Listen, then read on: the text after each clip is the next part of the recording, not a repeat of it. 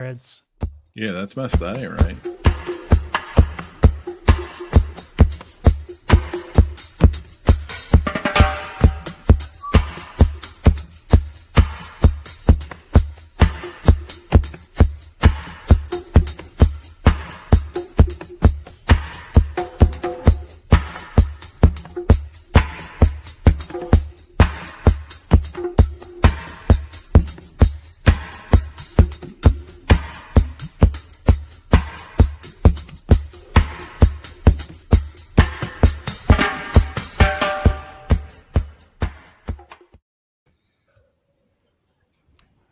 y'all ready for the pain?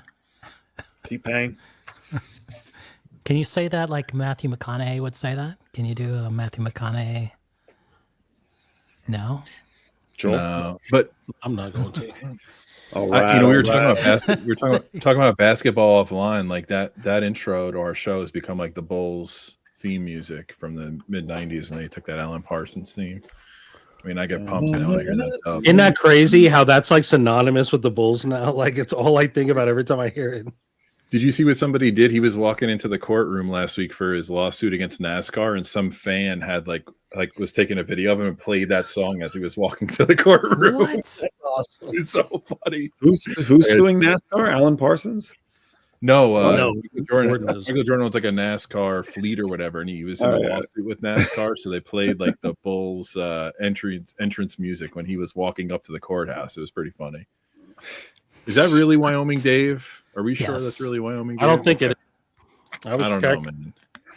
I'm going to need him to submit This is David of Wyoming, I think, not Wyoming of Dave. Yeah, this is controversial here. Jeez, come on now. I mean, he's not blue. What? Why does he have to be blue? What is this Well, man? the real Wyoming Dave is blue, and he's gray, What? non-blue. He's not a moderator. Filter on in there? What's going on? Jeez. Are you going black and white tonight, Joel? Am I? Yeah, I do like this upfront lighting you have. You have a... It's because I can't. It's the new setup. I can't put it above the monitor where I used to have it. Okay. Plus, I totally did the Conan O'Brien joke earlier, and you guys just like No, I heard it. ignored it. Oh, no. It was there. Why are you so angry tonight? We didn't even start yet. Because that's like as soon as I got the light and I put it under me, all I could think about was Conan O'Brien, and you guys just didn't even appreciate it. You know. I'm sorry, man. We appreciate you, Joel. Can you do it live? Can you do it live? Fuck it, we'll do it live. Of course. There we go. See, Stevie knows what's up. Stevie got it. You know what I mean? He's my buddy. He knows what's up. Anyway. Yes. It's not too late to do it. We're waiting. What's our topic tonight? Geez, Joel, what is our topic tonight? Let's just get into it so we can get this shit over with. I'm I'm only here for the money. I'd like to make an announcement. Sure. Can I make an announcement before? Sure, we can make you big too. Yeah, make me big. Make me big. So we got to come together as the VC in this. This is something that's important to me. Friend of the show, friend of the VC, friend to all of us. Our sole unpaid sponsor and founder of the Tone Browett Society suffered a loss today. The Rev Rock and Roller lost his cartridge. His cartridge will be visiting the local cartridge recycling program. We ask our father, the King Elvis Presley, and additional saints such as John Coltrane, Olu Tunji, and Jerry Garcia to look down upon our VC brother, his turntable, his phono stage, and other miscellaneous gear during this time. We hope for additional guidance as he seeks new hi-fi solutions. I asked the panel and the chat to join me in a moment of silence for 133 1/3 Revolution, or if you're seasoned, 45 RPM, and just keep Rev's cartridge in our hearts for a moment before we get started tonight. Thank you. Okay, we're good. I don't know why you didn't want to start a GoFundMe for his card. I don't have that. Can you imagine, like, GoFundMe for the missing cart. So you're paying money for him to find the cart?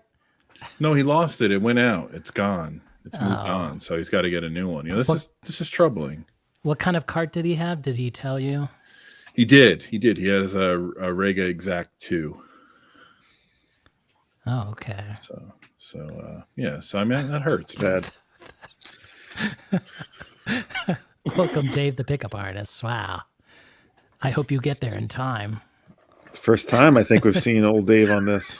I know. It's a good one. Yeah, coming in hot. I know. Just look at it again. Just, you know. I just love the Joker image there. That's my favorite. Cesar Romero, Yes. of course. Who could forget?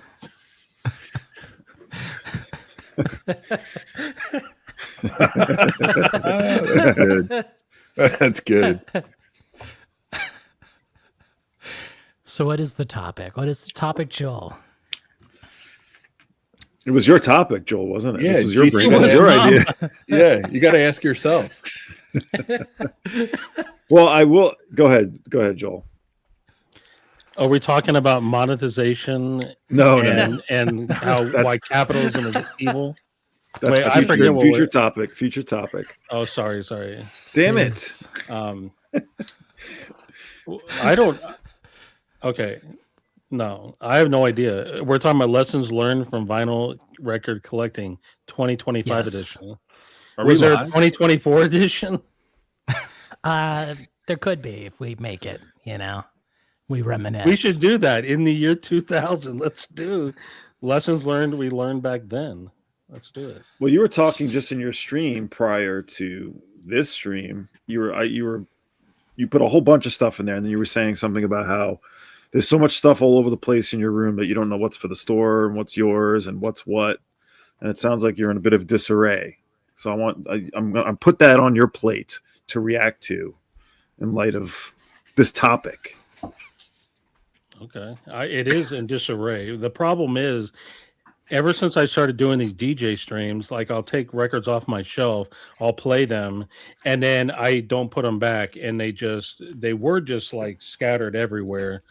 I've slowly started. I bought like 1,000 sleeves, and I decided I'm re-sleeving everything in my collection. Going to reorganize it, and then I'm going to do the whole thing to clean it up, and I'm also going to purge some stuff while I'm at it, potentially. But I just have to clean up. You can't see the mess behind me in my room, but the place is a disaster area of records just laying everywhere. Mine is too. They're in sleeves, so like they're in my MoFi sleeves, so I'm taking care of them, but they are just laying around. But is this a continuous issue as you run a store and collect for yourself, that you're getting things that sometimes you're not sure it's in this nebulous zone? It's like, is this for me, or is this going in the store, or is this a problem? Is this a recurring problem? It is, but I'm not a very organized person. So initially, back when I was running the store, I was online only, and I was running it out of my house. I did have the store's records in my house, and so like you would get lost. And I do shows. Everything revolves around the DJ thing, because so we do these shows and we get to DJ at the show. And sometimes if I wanted to play a song, but I didn't have it in my little DJ bag, I would take it out of my bins of the stuff I'm selling and slice it open. And then I'd bring it home. So I'd end up with like 2 and 3 copies of the same record because I keep opening them up to play them.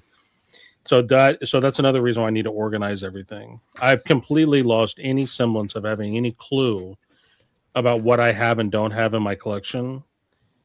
The other day I was thumbing through a box of stuff, and I must have bought it at the Austin Record Convention maybe 2 years ago, and I totally forgot that I had it, and it was sitting in a box. So I really have to get my shit together and like organize everything. Like my Discogs thing is all out of whack. I don't have everything cataloged in there. So I have Your to get lesson it. is you need to get organized. That's your marching order. Well, I mean, the problem is if you're not organized in some way. See, I used to have everything cataloged on Discogs, and so like if I'm out somewhere and I see a record that I like, I would reference my Discogs and see, do I already have it or not? And I can't do that anymore, which leads to potentially buying doubles or missing out on something because I think I have it and then I don't. And especially when you start selling things out of your collection, it's completely out of out of whack. Do you think when you reorganize that you'll find Dom's record?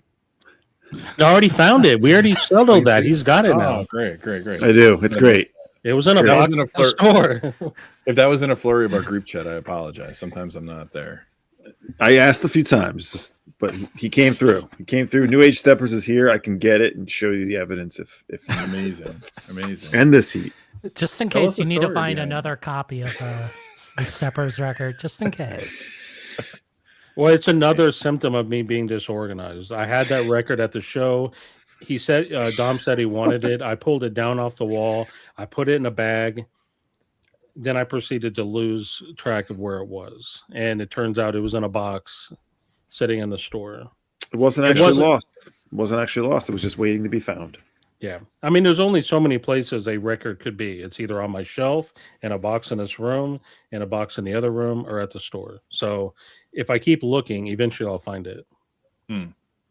Clutch. Yeah. But topic is collecting lessons learned. This is, I guess, Jason, this was technically from your head.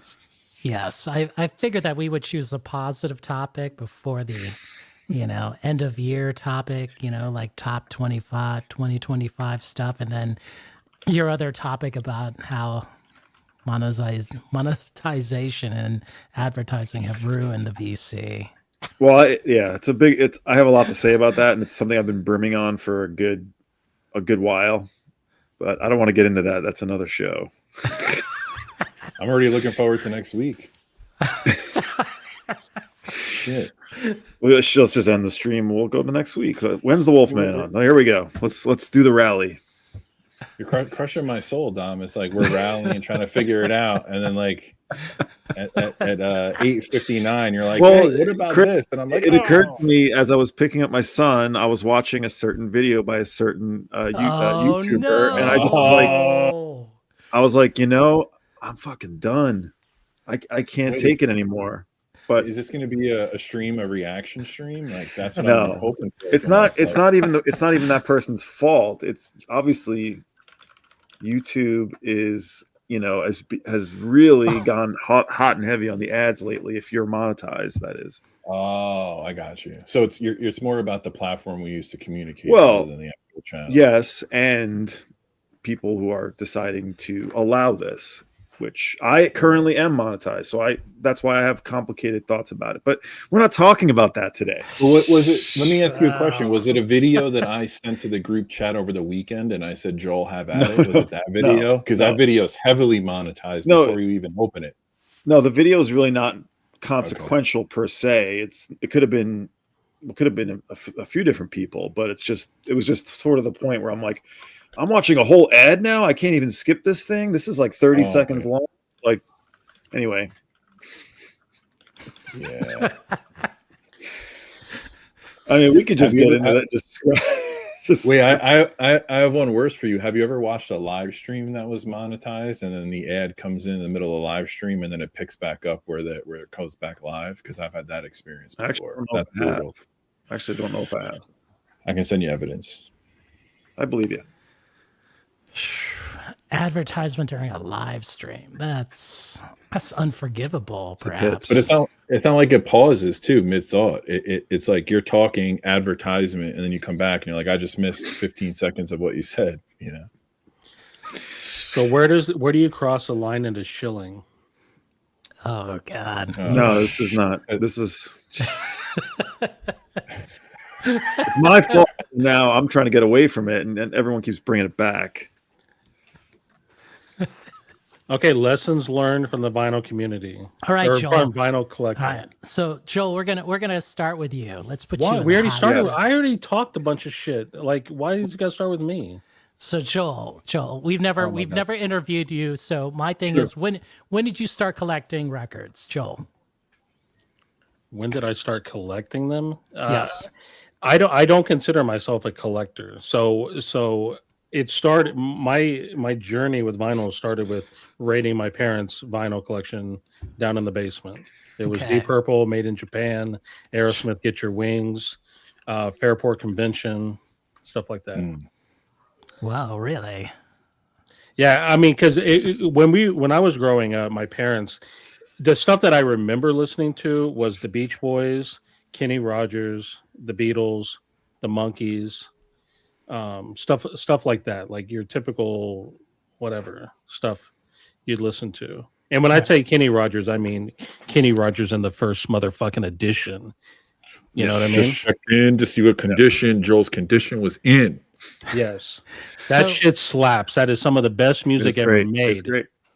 So why are Joel's parents not on our stream? Seems like just aren't What was a trip is like I go back and I ask my parents, I was like, tell me what kind of music you guys are really listening to, because my parents' record collection is pretty random. Like, how do you have like Fairport Convention and Deep Purple? I can relate to it, but it's weird. So I try to get them to tell me. And my dad told me his favorite song was a song called Three Hangmen. You know that song? Yep. Three hangmen swinging from a tree. It's a very weird song. Like, if you listen to the lyrics, I'm thinking to myself, like, what the hell? I think it's called Mason something. I forget.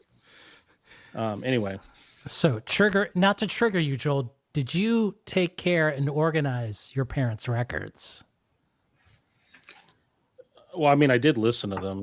Did I take care of them? Not particularly. I mean, back then, there was no such thing. I mean, there maybe was. I don't know. But my parents did not have like anti-static sleeves. They were not even in sleeves. And the 45s were just like raw, no sleeves, no anything. They were just like in this like stacks on stacks of 45s.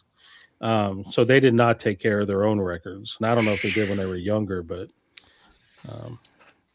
I don't think it was a thing back then. My parents didn't really take. I mean, they didn't destroy them, but they had to go through the humdinger a few times when I inherited them. Yeah. Oh, there you go, Mason Prophet. Someone said it in chat. Yes. Yeah, my dad told me he dug that song, so I was like, that's what I'm interested in. Is like, because I never really got to have that conversation with my grandparents. You know what I mean? Like, I just want to know, like, legitimately, what did you guys like when you were younger? Anyway, what's the next question? Jeez. Done with that one. Right. I was going to go around the panel and ask, then we go deep into the heart of this. Okay. So we'll move on to Dom. Dom, when did you start collecting records? I mean, it seems like Joel never collected. He just pilfered his parents' collection. Hold on. Like, I buy records to listen to it. I don't collect. I don't buy shit that I don't listen to. That's the basic gist of it.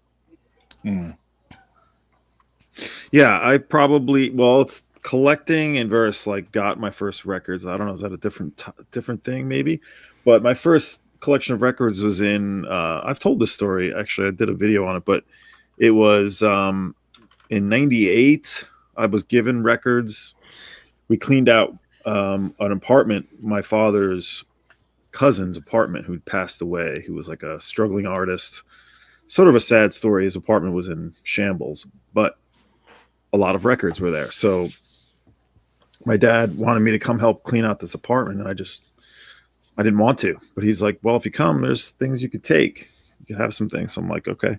I took all the records. I at that point, of course, I just knew records from whatever we had in my house, which was not a very musical house in terms of like having a lot of records around. So at that point, I was just like, recreational CD buyer. So that was my first collection of records, which I took to school. And I was the weird kid who was like playing records with a little turntable and receiver. I had a little setup going.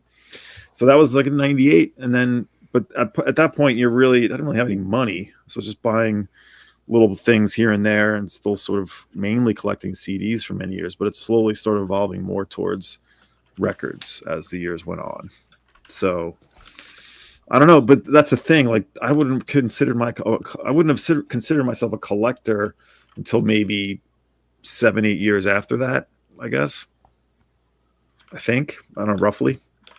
Because at that time, the mid to late 90s and into the early 2000s, it like just scavenging and not really thinking twice about what you're getting or having any critical eye about it. It was like, oh, what's this? I don't know. Great, I'll check that out. So yeah, in a way, I was hoarding, but not without there being a lot of volume. It was very small. But the first collection I got, I still have a lot of it, and that'll always stay here because it's now sort of part of the memory of my dad. But then there's also all the records that I got that I found out about eBay through, and I started selling on eBay at that time, completely new, and that was fun. That was weird too. Back before eBay started to suck. eBay's amazing. Don't trash eBay. It's a shell of its former self. Let's just put it that way. Yeah, but well, that's another topic, I suppose. eBay. I still like using eBay quite a bit. I feel like there's still things to be found. But no, that was so yeah. 98 was the first sort of collection of records, and collecting soon after, I suppose. Nice. All right. Well, let's move on to the Groove Seeker. Groove Seeker, when did you start? So I've been buying music since I could remember my whole life. It was CDs at first, but then somewhere at like the end of high school, beginning of college, like it was 02, 03, I had started inheriting records from people that were like getting rid of them. So I probably like accumulated maybe 300 to 400 like classic rock, some like mainstream jazz, stuff from my parents. And then right around that time, remember when Sundays did the Dylan stuff in the early 2000s? I was like buying one of those once in a while, and I was going to bookshops. There wasn't really record stores near me unless it was in the city. So I had amassed a pretty good collection, but then I had no room for it because I was still living at home. So I foolishly got rid of it. That was like 2006 or 2007. And then I came back like 2011, 2012. So I've kind of had like a short run of like not knowing what the hell I was doing, just like buying records because I liked the music and didn't worry about condition or pressing, and then back at it full force since then. But I'm kind of like Joel. I don't think I'm a collector. I mean, I have a shit ton of records, obviously, but I don't think I'm a collector because I don't go nuts over the Seek as much as far as like specific presses. It's more of like a curation of what I like and what I enjoy. But I can see myself like finding niches where I'm starting to dive into like seeking some stuff out, but nothing too crazy. So I guess you can say in total, it's been what's 2025 going. It's like 13 years I've been back. And before that was like 4. So almost half my life, but it's always been music buying since I can remember, like first grade, second grade, when I would get gift cards or birthday money, like always buying music, tapes, whatever I can get my hands on. I think we need to ask Jason how he goes, what's his strategy is for what comments to show on the screen. Because I fail to understand how Jose saying seeking the nuts needs to be shared on the screen. You don't like this? No, I don't. You're laughing at this. You're laughing at it. I'm laughing because I don't know why you chose to show that. If you're laughing, you don't need to ask any questions. If you're laughing, right. What the hell? But I'll give you some historical context as the unofficial archivist of Surface Noise and the VC Social Club. There was a big campaign about a year ago that CDs were back, and we were kind of running that campaign a bit, or maybe making fun of it. So every time we said CDs, Jose would say CDs nuts. So now he just talks about nuts. He can't help it. He has to type it or say it automatically. He's got it as a hotkey. I was gonna say, so you brought up the idea of you're not a collector, and that's you don't feel like you are, and that's sort of an interesting distinction. If you feel like you aren't a collector. I can't deny that I'm a collector. I don't think, but it's interesting for you to hear you say that. Well, it's kind of like you have to be both, I think, because like there's stuff I've gone after. Like, I think if you compare me to you, I think you're probably more of a collector, and that's not a bad thing. But I'm more of like, just give me whatever I can get my hands on as far as the record goes. But then there's levels to that where it's like certain records I'm like going after a promo or first press or UK, whatever. So there's going to be overlap. I think one trait is more dominant than the other, and most people who are buying records. I guess technically you have a collection of records. So like Joel's like, I'm not a collector, but like you have a collection of records that in definition makes you a collector. You best watch your mouth, fool. This I'll Like- smack Yeah, you. Show my I'll screen. Can smack you you show to my the next screen? zip code. Okay, what is this? What is this? This right Uh-oh. here, it says Maps? a collector, a person who collects things. How is this the definition? Let's look at this. What Thank you, is Google. the difference between a collector and someone who And a just hoarder. buys stuff? AI is going to save the Here world. we go. Here we go. Key difference between a collector and someone who simply buys stuff Curation. is the intentionality, focus, and emotional investment involved in the acquisition process. Then we're all collectors because Joel, even though you say I only buy records because I'm going to listen to them, you have a story for most of the stuff you play during your show. Like you have a history with those songs. You're able to explain them and talk about them.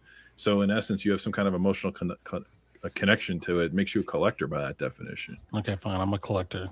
I'm a There you go. collector, everybody. Stop being Joel such a the collector. hipster. Gosh. Freaking hipster. Jeez. I'm Joel the collector from now on. I'm trying to figure out how to change my name. You have to change your avatar name. I guess to me, it's some of us have like little crusades that we're on, right? The crusade that I'm on is I don't like people that flip, even though I have friends that are flippers. In fact, I may even have some really close friends that are flippers. You know what I mean? You hate flippers, Joel. What is this? I flipper here? here's the thing. I don't hate anything, but if people are out there You flipping, hate everything. All right, if well, people are flipping, then I got a problem with you. I just found out here's this is another worth thing. 2 times what it was, so I gotta sell this. Would you hate that? Yes. But And I saw not only do I hate flipping, I hate stores that jack up prices on Discogs of shit just because they it's harder to find now. They jack it up. Like you're a dick. Wait, That's what I gotta jump in here for 1 second. So Joel, you're not a collector. You're not a collector, but Jason No, goes I am a to collector.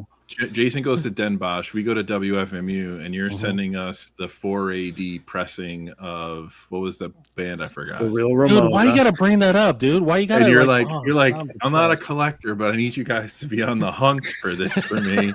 So instead of me looking at There's always affordable exceptions Bruno to the rule, Chris. Always exceptions. I'm looking at my phone. Again, I'm like memorizing the album cover for you. I'm going through bins of shit I don't But care we about. failed.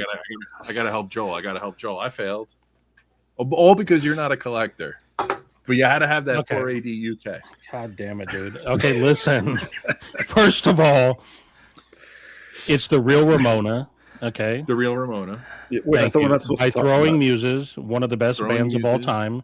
Kristen Hirsch, Tanya Donnelly, et cetera, et cetera. If you want to go back, and first of all, it's because it's hard to find. I can't find it. If I could, I wouldn't need y'all's help. You know what I mean? So it's kind of rare, which means it's a collectible. Can you Because if you procure it, please you're a go back collector. to Elliot Cruz? Because I want to bitch slap him real quick. What? Why? Well, verbally. This one. Yeah. Okay, listen. Obviously, if you want to say that anyone who sells anything is a flipper, Hold on, pricing. unless Here we they're go. creating it, we're not going to talk about Alliance. Alliance pricing. What I'm man. saying is that if okay, this is a better definition. It sounds like you hate gouging, Joel. Not so much. Okay, I don't like gouging. Okay. If you are plus or minus 5% away from MSRP from any distributor, then I have a problem with you. Let's put it like that. Did you watch the Pieces of Vinyl video I sent you? I meant to. I did. I had it on at the store, but I don't. But that was like a few days ago, so I don't remember.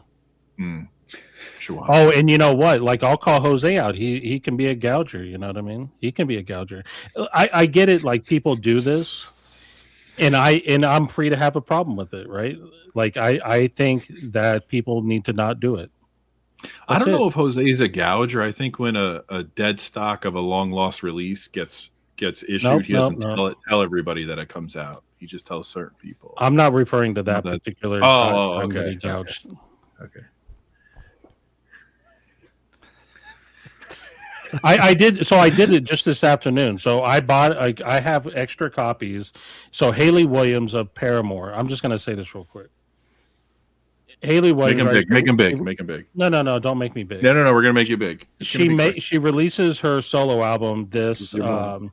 this year, right? Called I forget what it's called. And I ordered a bunch of copies for the store, and no one bought it, right? So I still have all my copies, right? So I decide I'm gonna go put it up on Discogs. And I forget. I want to say it's like 34. Let me look it up real quick because I don't want to speak ill of people without having the proper data. Okay, so the retail price for that Haley Williams album is $34.99. It's maybe a little bit too much, but whatever, right? It's $34.99. It's 2 discs. Okay, now go look at it on Discogs. Okay, if you go look at it on Discogs, I'll save you the time of having to look for it. The minimum price before I listed it for sale was almost like $38, something like $37.99. So I know it's like you're thinking between $34.99 and $37.99, not a huge deal, but it's a huge deal to all the people that want to buy the fucking record. You know what I mean? Is that shipping included on some of those higher prices? No, it's not. The shipping is on top of it. So the point being that clearly, so I don't know who starts it, right? Someone starts it, pricing it too high on Discogs, and then everyone else just follows suit. And they're like, "Oh, good, I can get more than $34.99." And the thing is, if they buy it, I mean, this isn't even the worst flipping, right? Like, obviously the record store day stuff, we can get into that more or whatever. But hold yeah. on 1 second. If I go to Home Depot, let's say, or like this Home Depot, right, and I buy a hammer for $9.99, and then I go to my local hardware store and it's $11.99, is that gouging? Or because it's like they're a mom and pop, they just have different purchase power, like than Home Depot does. It's the same thing with like indie record stores. Like you're not going to be able to sell it for what Walmart or Amazon sells it for. Like you have to raise the price if you have to. Okay. If you have to make money. Okay, the short answer is no. Okay, okay. If you go, in fact, I think I did this. Let me just double check it real quick because I thought potentially. So when I bought the record, I bought it from Secretly, which is where like every store should be buying it from. And I think I did look it up on Alliance's site to see maybe if Alliance's has a higher price, like maybe that's where they're getting the $37.99 from. And I'm pretty sure when I looked it up, that wasn't the case. It was $34.99 everywhere, and for whatever reason, I mean, it is. It looks like it's $35.99 with Alliance or whatever, and it's also on back order, right? So you can't. Here's the thing: I'm not going to like pussyfoot around. The reality is, the people did it. The stores put it higher because they knew it was running low and people had a hard time getting it. So they're like, we're just going to get a few extra dollars. They're doing the same thing. They're doing it even worse with the Olivia Dean and the Role Model records that I'm trying to get for my nieces, right?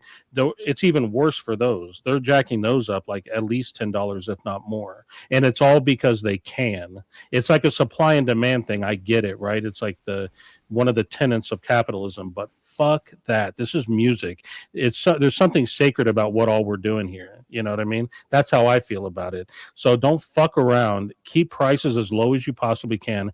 You can make a profit at $34.99. You don't need to be jacking it up to $37.99. You know what I mean? Or even more. That's it. You know what I mean? Now, that's not flipping. They're not flipping. That's more, obviously, that's an example that isn't the worst gouging. I could show you much worse examples of it. But flipping is the same thing. If you buy a record for the sole purpose of selling it online for more, I personally think that's a shit move.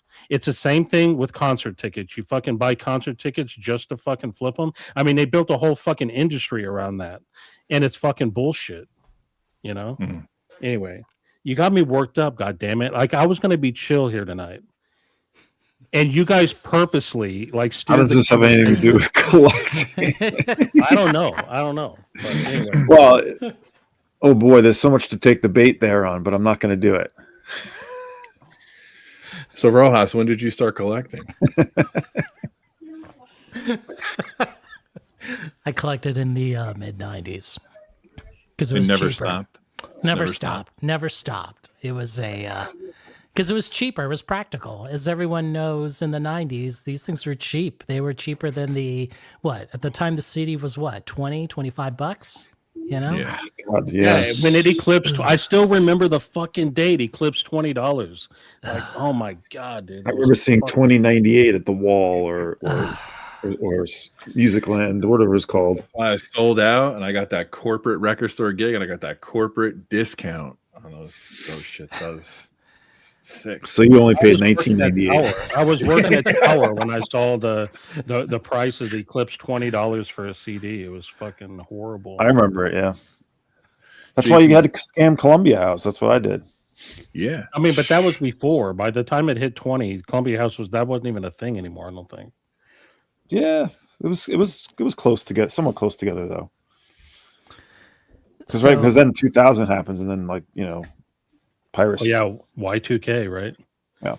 We got to fix our time on our computer, or else the world's going to shut down. I think Jason's gonna leave a lot of legacy behind him, but his number one's gonna be I had that record. Right. Used to have that record. I used to have the record, but I sold it. Interesting, Frank. Very interesting. But Frank, did you let go of your records? Did you go into the CD thing when it was at the height of the CDs? Let us know in the comments. Okay. So that's all you need to know. I never gave up. Like I could be should I boast now?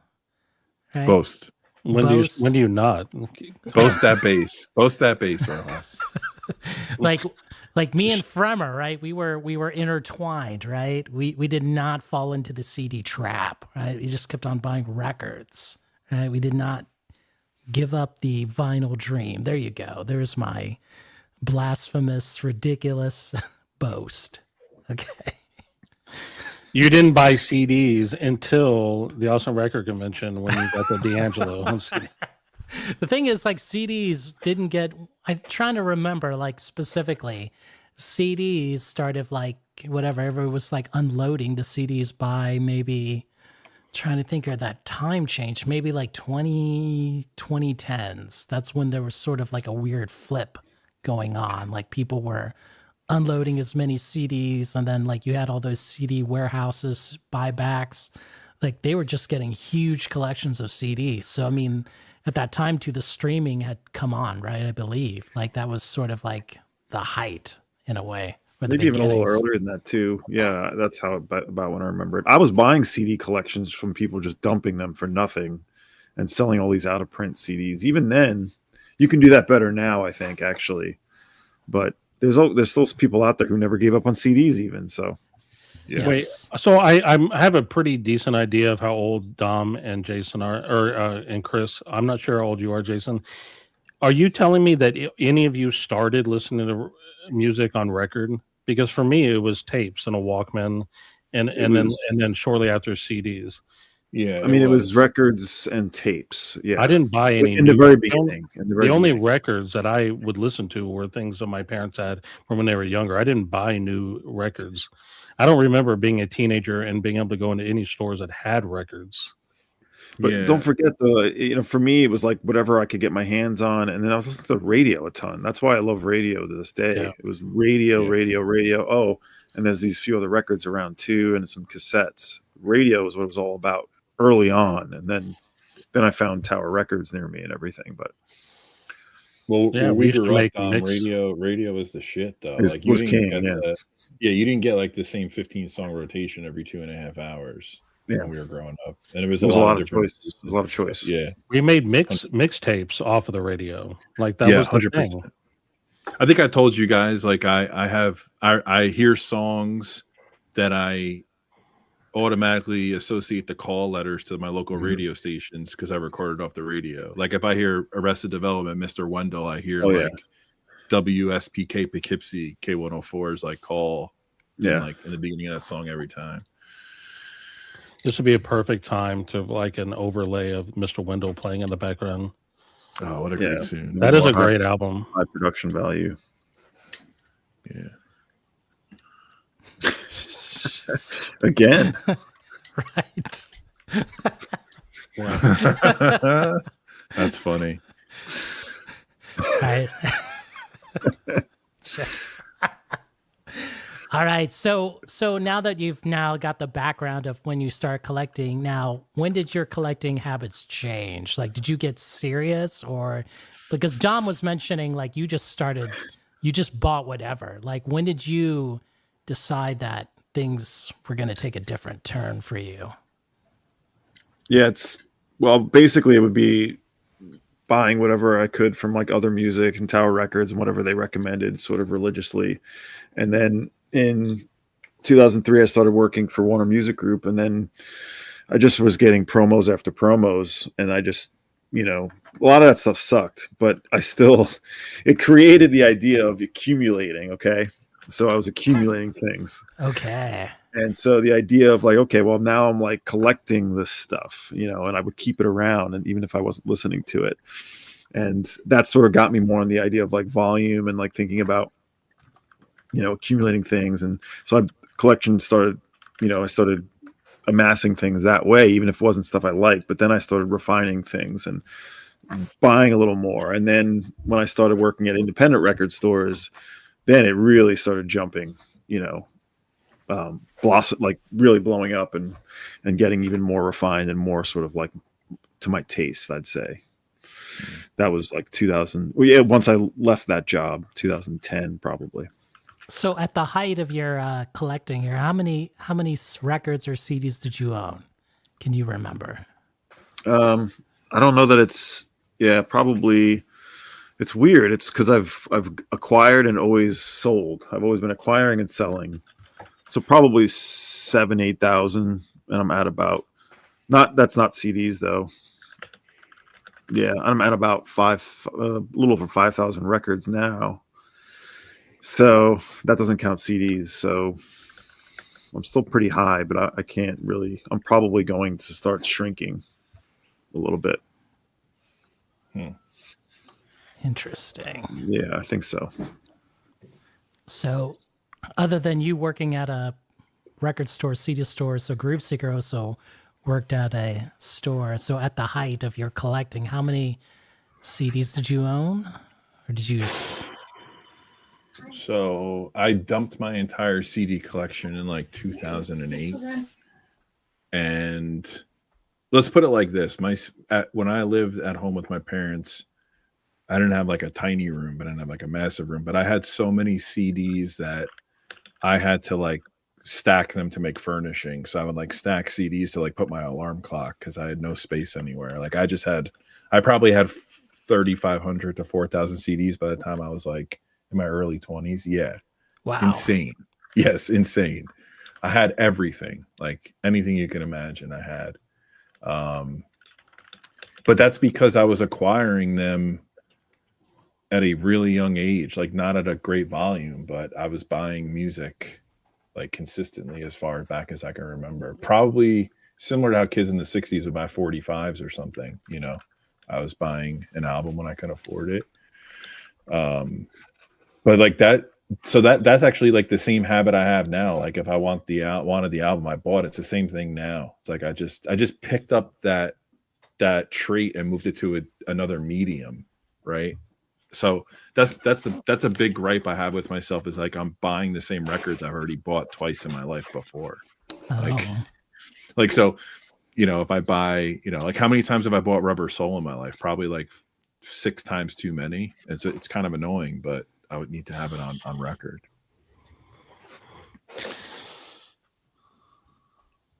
You ready for my answer? Yes. Go. Wait, hold on, Wolfman. I just so you know, from the time I was 12 till I was 36, I worked 2 or 3 jobs my entire life. So it wasn't like I was. That's literally how I bought records. Yeah. Yes, I had 2 jobs. The only reason why I stopped having a second job is because COVID happened. Like I had so many jobs, legally and illegally. And just so I can jump on that bandwagon, I did as well. My parents, I remembered working at a drugstore, but my parents told me I didn't remember this part. I was actually underage. They liked me and they let me work, and they kind of paid me under the table or whatever. So I started working, I think when I was like 14 or something like that. And then I was like a busboy in a restaurant that I worked like constantly. Anyway, I worked at two pizza parlors that were rivals, and I would do like alternative days, and they took them like 4 or 5 months to find out that I was working at the same one, like working simultaneously, so I had to let one go.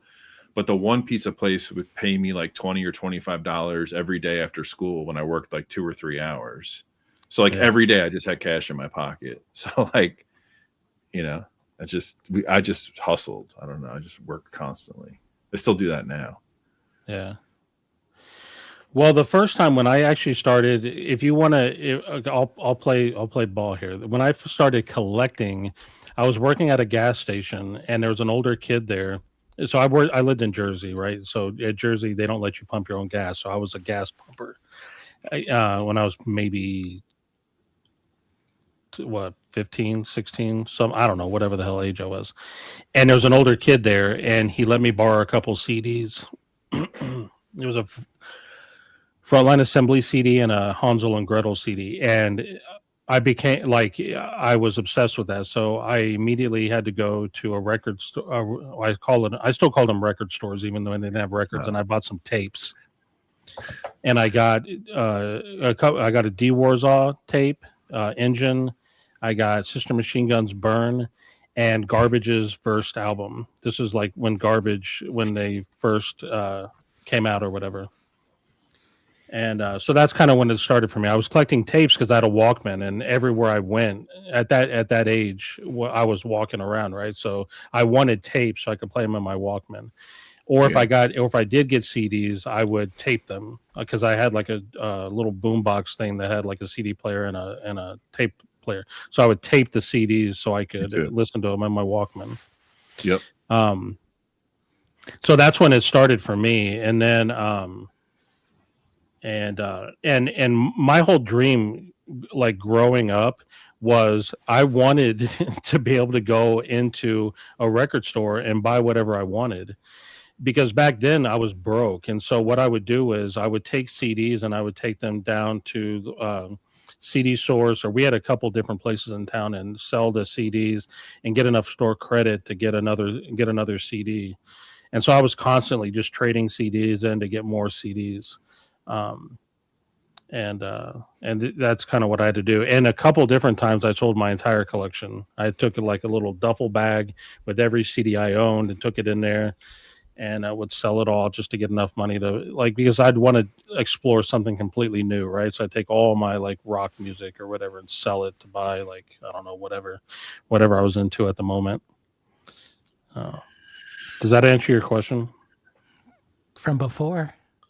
Oh, was that not the proper? Was that not the right question? What was the question? Well, the question is, when did your habits start changing about collecting? Like, when did you fine tune it? Wait, what do you mean though? My habits haven't changed. I'm still I'm still doing what I've always done. I like to add to my answer, then I missed that part. Yeah. Okay. Go. I think it's like anything though. Like even when I was just buying CDs, as you get deeper and deeper into it, you learn more about what you're buying, and that like your habits are ultimately going to change just by acquiring more knowledge, right? Like, so the whole I think my habits changed immediately when I got into vinyl again, because I guess I just knew more from what I did on my first stint with it. So like I was understanding there's a difference in pressings, there's a difference in stereo versus mono, there's a difference in UK versus US. Obviously this whole resurgence with like the audiophile and AAA and who does what with mastering, like that certainly changed my habits directly or indirectly. So I guess it's just like the natural progression. I find it hard to believe if there's somebody, unless they're like maybe somebody like Frank or like Elliot who grew up with that medium, and I'm sure their habits have changed too, but I'm sure they don't pay attention to those details as much as somebody coming into the situation now. They're more of like like an organic knowledge growth through just being involved with it rather than like seeking out the knowledge on things like this. So like this whole VC thing has changed my buying habits. My buying habits change every 6 months, like hanging out and talking to you guys. So it's kind of always evolving. Yeah, I'm sorry, Jason. I don't get your question. When did my collecting habits change? Right. Change So from what? from just buying whatever you wanted, versus now you're sort of cherry picking on things, or you never had that phase. Well, I'm not. I mean, I'm still buying whatever I want. I don't. The only. I mean, if there is any cherry picking, it's just because I have a lot of I have a lot of stuff. It like your habits are going to change when you don't have anything versus when you have a few thousand records, right? You're gonna, But I still go into a record store, and if I see something I want, I get it. There's also budgetary concerns. Like I got a different type of financial situation going on than I did, 5 years ago. So here's a good question from Stevie. Did certain styles of music and fads have an effect on your collecting? That's a good question. Groove Seeker, take it. Yeah. So yes, obviously, I think that in a strange way, I think the time I grew up in and the area I was in, like with the Strokes and the Stripes and the Yeah Yeah Yeahs and all these kind of like indie rock bands kind of like blowing up.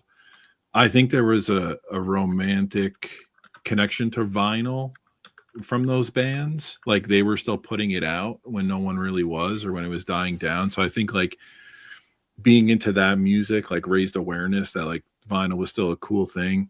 I would say that I wouldn't say like a fad, but like, and this is, I'm referencing like Dom when he showed Pet Sounds about when we were talking about like purging records or records you never want to hear again. I think that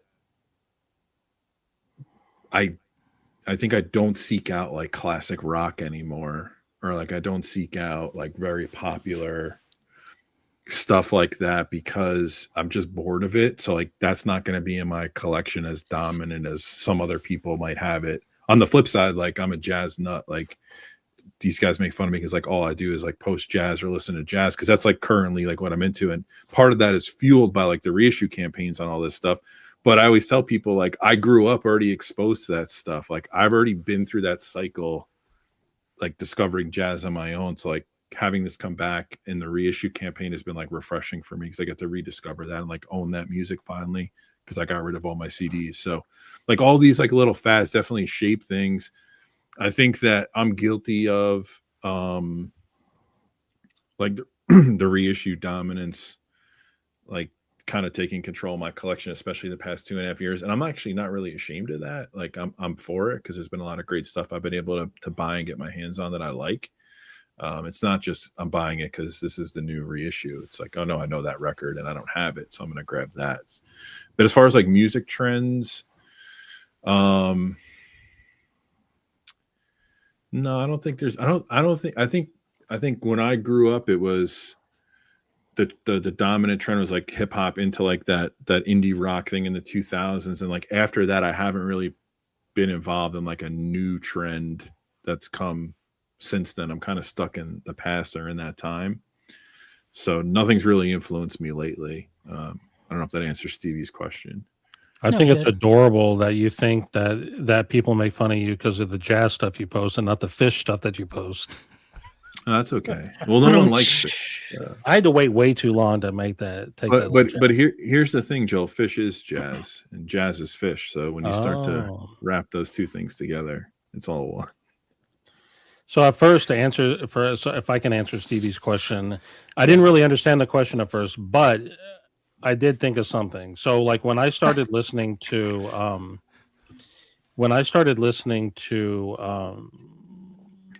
I you could refer to it as like Riot Girl stuff, but like punk stuff on like Kill Rock Stars and stuff like that. It did actually get me into vinyl again. or not in the vinyl again. You had to go on vinyl because I went to the Virgin Mega Store and they had a copy of the Kathleen Hanna Slim Moon split 7-inch, the Word Core Volume 1. And when I saw that, I didn't know what it was. It was my first time seeing the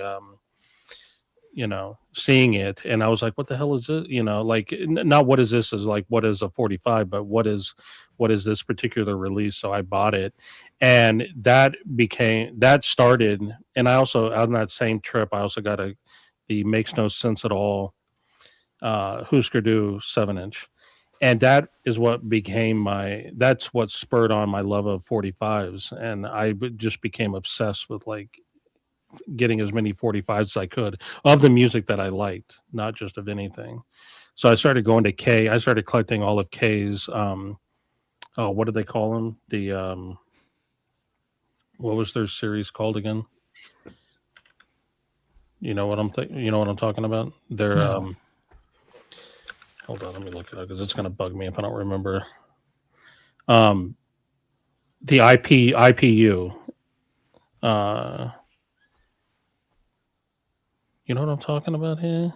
Oh yeah, it stands for International Pop Underground. They just had a bunch of. They always used IPU as their cat number, and I was just started collecting all of those. And then they also had the Dub Narcotic disco plates that I would collect, and I would also get all of Kill Rock Stars 45s. So I guess that kind of plays into. Listen, I want everyone to know, like, it's not that Jason isn't listening, is that it's really hard to like run a stream and like read the comments and show them up on screen. It's very distracting. It's hard to do that and pay attention to what someone is saying. Because I tried to do it last week and I couldn't. Like, my whole focus was like, do I show the comment? Do I not show the comment? You don't have to show all of them. You try to show things. I mean, like Rob Walker here, he's saying record collecting is a cult. Fundamentally, it's damaging, like all cults. Man, Rob Walker. That's bullshit. Going hard here. Might be a little bit of an overreaction. Singles. Yeah, show Mark Boyd's. Yeah, those SST singles, Minutemen. I did have a copy of Changes. I don't think that's SST though. Sub Up. I had the Changes Come 7-inch from Screaming Trees, but I think that was Sub Pop, not SST. So Cesar and Johnny Fever asked the same question. Do you remember what the first record you purchased was? Yes. All right, what is it? Mm-hmm. Two at one time in a bookstore. Talking Heads Speaking in Tongues and the Superfly soundtrack. Oh, wow. Superfly. Dom, what was yours? Well, it was Metallica Ride the Lightning cassette is my first purchase of music. I actually don't remember what my first record was. I think it might have been Pearl Jam Vitology, like a tower. I remember when they had I was like, oh man, they actually made new records of this. If I remember correctly, getting it just because I thought that would be cool to get. That's a good one. My first tape that I ever bought was Diamonds and Pearls, Prince and the New Power Generation. What? Really? Yeah. I was a kid. I was really young. I didn't know what it was. They just had the hologram. I think I've told that story before. It just had the hologram, and I was like, "That looks cool as shit. I want that." And then I put it on. My parents let me buy it. I don't know if my parents knew who Prince was, but there I am, like a little kid. I don't know how old I was. Someone could calculate it for when that album came out. And I'm sitting there listening to him sing Cream and stuff like that. And I became a huge Prince fan after that. The first vinyl that I bought with my own money was the aforementioned Word Core Volume 1 and Husker Du. The first CD that I ever bought with my own money was, from what I recall, was Ani DeFranco's Dilate. Ah, yes. I don't remember my first tape, but my first CD was the Fugees' The Score. Hell yeah. Nice versus, Dave. Interesting with the comments here. Oh, and I wanted to show this to Stevie. Were you guys talking about? Oh, go ahead. When Cheapo closed down, they had a going away sale or whatever, and they were selling everything. And they had these little shopping carts. I got shit in mine right now, but they had these little shopping carts because Cheapo was a store that had used CDs. They had some vinyl in the back too, but they would have these little totes that were perfect size for putting CDs. And so I had to buy one because I love cheapos, man. I miss Cheapos was right down the street from Waterloo. Jason, I don't know if you ever went there. No, I went there in 2007. So when my band played South by Southwest, there was this place. I think you said it's where the liquor store is. Like, it was just filled with records, and I just totally had a blast looking through records there. I don't remember buying anything though, but it was great fun to look through it. Yeah. What was my first purchase? I was too broke. We had to get a friend of a friend to buy me a tape of Appetite for Destruction. And then the first record I bought was at the flea market. It was Bob Dylan's Highway 61 Revisited. Damn. In mono. Oh. Which confused me because I was like, why is this in mono and the CD's in stereo? So again, like, I'm a kid asking some guy at the record store, and they're like, wow, wow, that's such a crazy question. You want to get into this? I'm like, of course. Like, It's the same record, kid. Just go, leave me alone. No. Then they were like trying to explain it to me, and I'm just like, wait a minute. Like, he recorded in mono, but the CD's in stereo? What the fuck is this? Why are people buying an inferior product? And then that led to a bad rabbit hole that I've never gotten out since. Right? Oh, man. So you can see it was already like planted, like, damn it. And then that same person was just like, there's a difference between those Beatles and Rolling Stones, like albums. I'm like, what? What do you mean? He's like, yeah, they're supposed to be in mono. Like, mono? And then he's like, the U.S. pressing sound like shit. Like, what? Like, why are people buying those then? He's just like, man. That's all you can get. It's like, crap, what the hell? Look who's here in the chat. Oh, man. Somebody's... We had a prayer for we had a moment of silence for your cartridge. A reading. Yeah. Hey, show Rob Walker's comment there. Is it He's so cynical. this one? Listen, I'm not lying. Like, I have no reason to lie. Yeah, but it's not like I bought those records because I already had told them. them. I already knew it. We're all defending ourselves. Like, I had the Ace just of Base laughing. tape too. I listened to the shit out of that. Yeah. We won't even get into August and everything's after. Come Yeah, on. Counting Crows. I mean, some might say that's pretty cool. Rob Walker, I already admitted that I had to get a friend of a friend to buy the Appetite for Destruction. What do you talk about? You don't even think that's a cool record. Get out of here. So Jason, the mono versus stereo thing, like the way I got exposed to that was through my dad, who wasn't like an audiophile or anything. But I think I've told this story, and I'm sorry, but I bought him like an Elvis CD box set because he's like, parents are big Elvis freaks, and I am too. And he was like, something doesn't sound right, and I'm like, what do you mean? He's like, this doesn't. What is this? I'm like, I don't know, Dad. I bought you the Elvis box set. He's like, yeah, it doesn't. He's like, let me get my record out, and like he played me his record, and I was like, oh, this sounds different. And like that was my first exposure to that whole idea that different mediums could sound. I just thought everything sounded the same, I had no clue. Wow. Ska days. We could talk about ska days again. That's for sure. it's all about the toasters, man. Moon ska for life. Yep. All right. Let's move on. This is part of the outline. Let's go to one of Dom's questions. Which one do you want to do? Practices that have gone well, practices that haven't? Practices that have gone well, maybe. Sure. I have You a can good start. one. Go Oh, ahead. No. If you want to start, you can. I have a good one though. About practices that have gone well. Is it? Yeah. Okay. Go. So, and it's actually a benefit because I love spending time in record stores. So whenever I'm in a record store and I see records that I like, I'll hold on to them and I'll keep shopping. And I have a minimum amount of time. I have to wait 30 minutes. And if I still want the record after 30 minutes, then I buy it. Because a lot of times I'll change my mind. I'll be like, I don't really need this, right? The initial excitement of just seeing it kind of wears off and I'm like, I'm not going to listen to it. So I always spend like a shit ton of time in a store because I have to give myself that time. And I don't just do that with records. I kind of do it with everything. I definitely go with that. I definitely agree with that. Yeah, I make a list, and then when I vet that list, then I send Joel a long email of everything I want to buy from his store. That's pretty much how I do it. But in the store too, like if I'm digging, yeah, I make a big pile and wait. Otherwise, I'll just buy quickly and regret it immediately. That's a good practice. What about you, Jason? You're very patient. Yes, if you've seen me in action, which I think Joel has not really, I but saw you at Waterloo that one time looking through Groove those 45s. Seeker, and Dom, I'm very meticulous. Like I'm not quick, of course, but I do quick to pull it out, look at it, and then I think if you already know, right? I'm either looking at the dead wax or looking at the condition and then looking at the price and then putting it back, Yeah. And talking others out of buying records I really think they need as well. Yes, but that doesn't always go well, right? If you were at WFMU, that didn't go well with some of the people,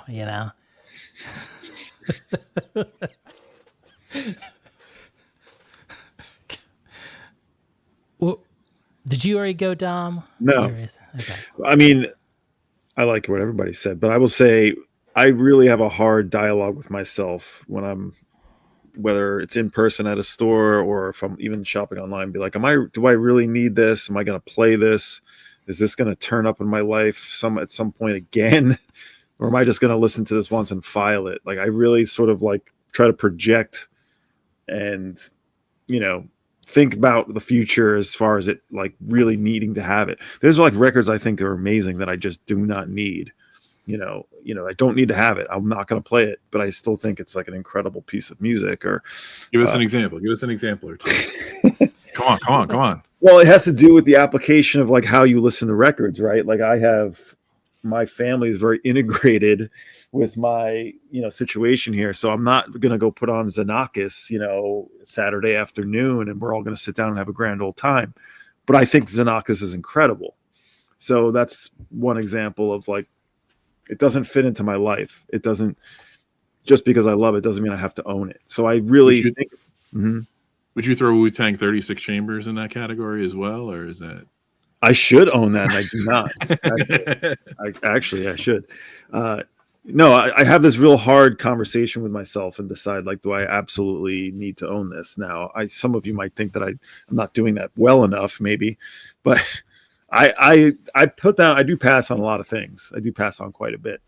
So, and another little caveat I'll say, or like just the second thing is, buying in person, buying in stores or at fairs usually is a better practice than buying online, I will say, for me. But I've done better and felt better about purchases when done in person and talking to people and people recommending things and not just relying on just getting it when it's available online.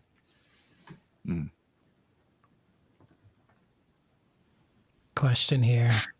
What about record stores that play bad music while you're shopping? Doesn't it ruin your experience?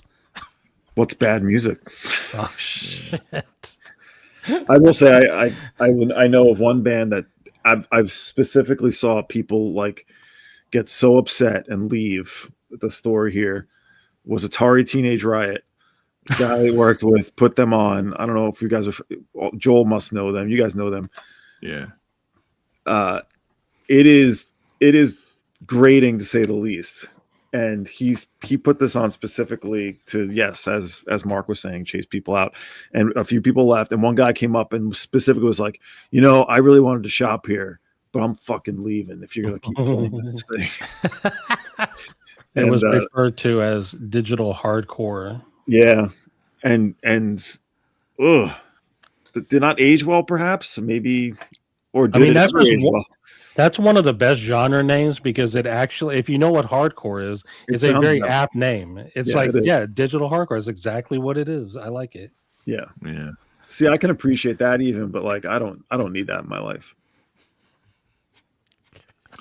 I just block it out if I don't like it. Most of the music that a record store is playing I don't like. So and here's Nate, right? Nate, who just got done doing a Mel Banana week, he's probably into the Teenage Riot.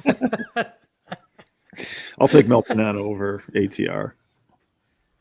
Well, there is a local store here in Austin where they play, what do you call it, like mashups, right? And the owner, he loves it.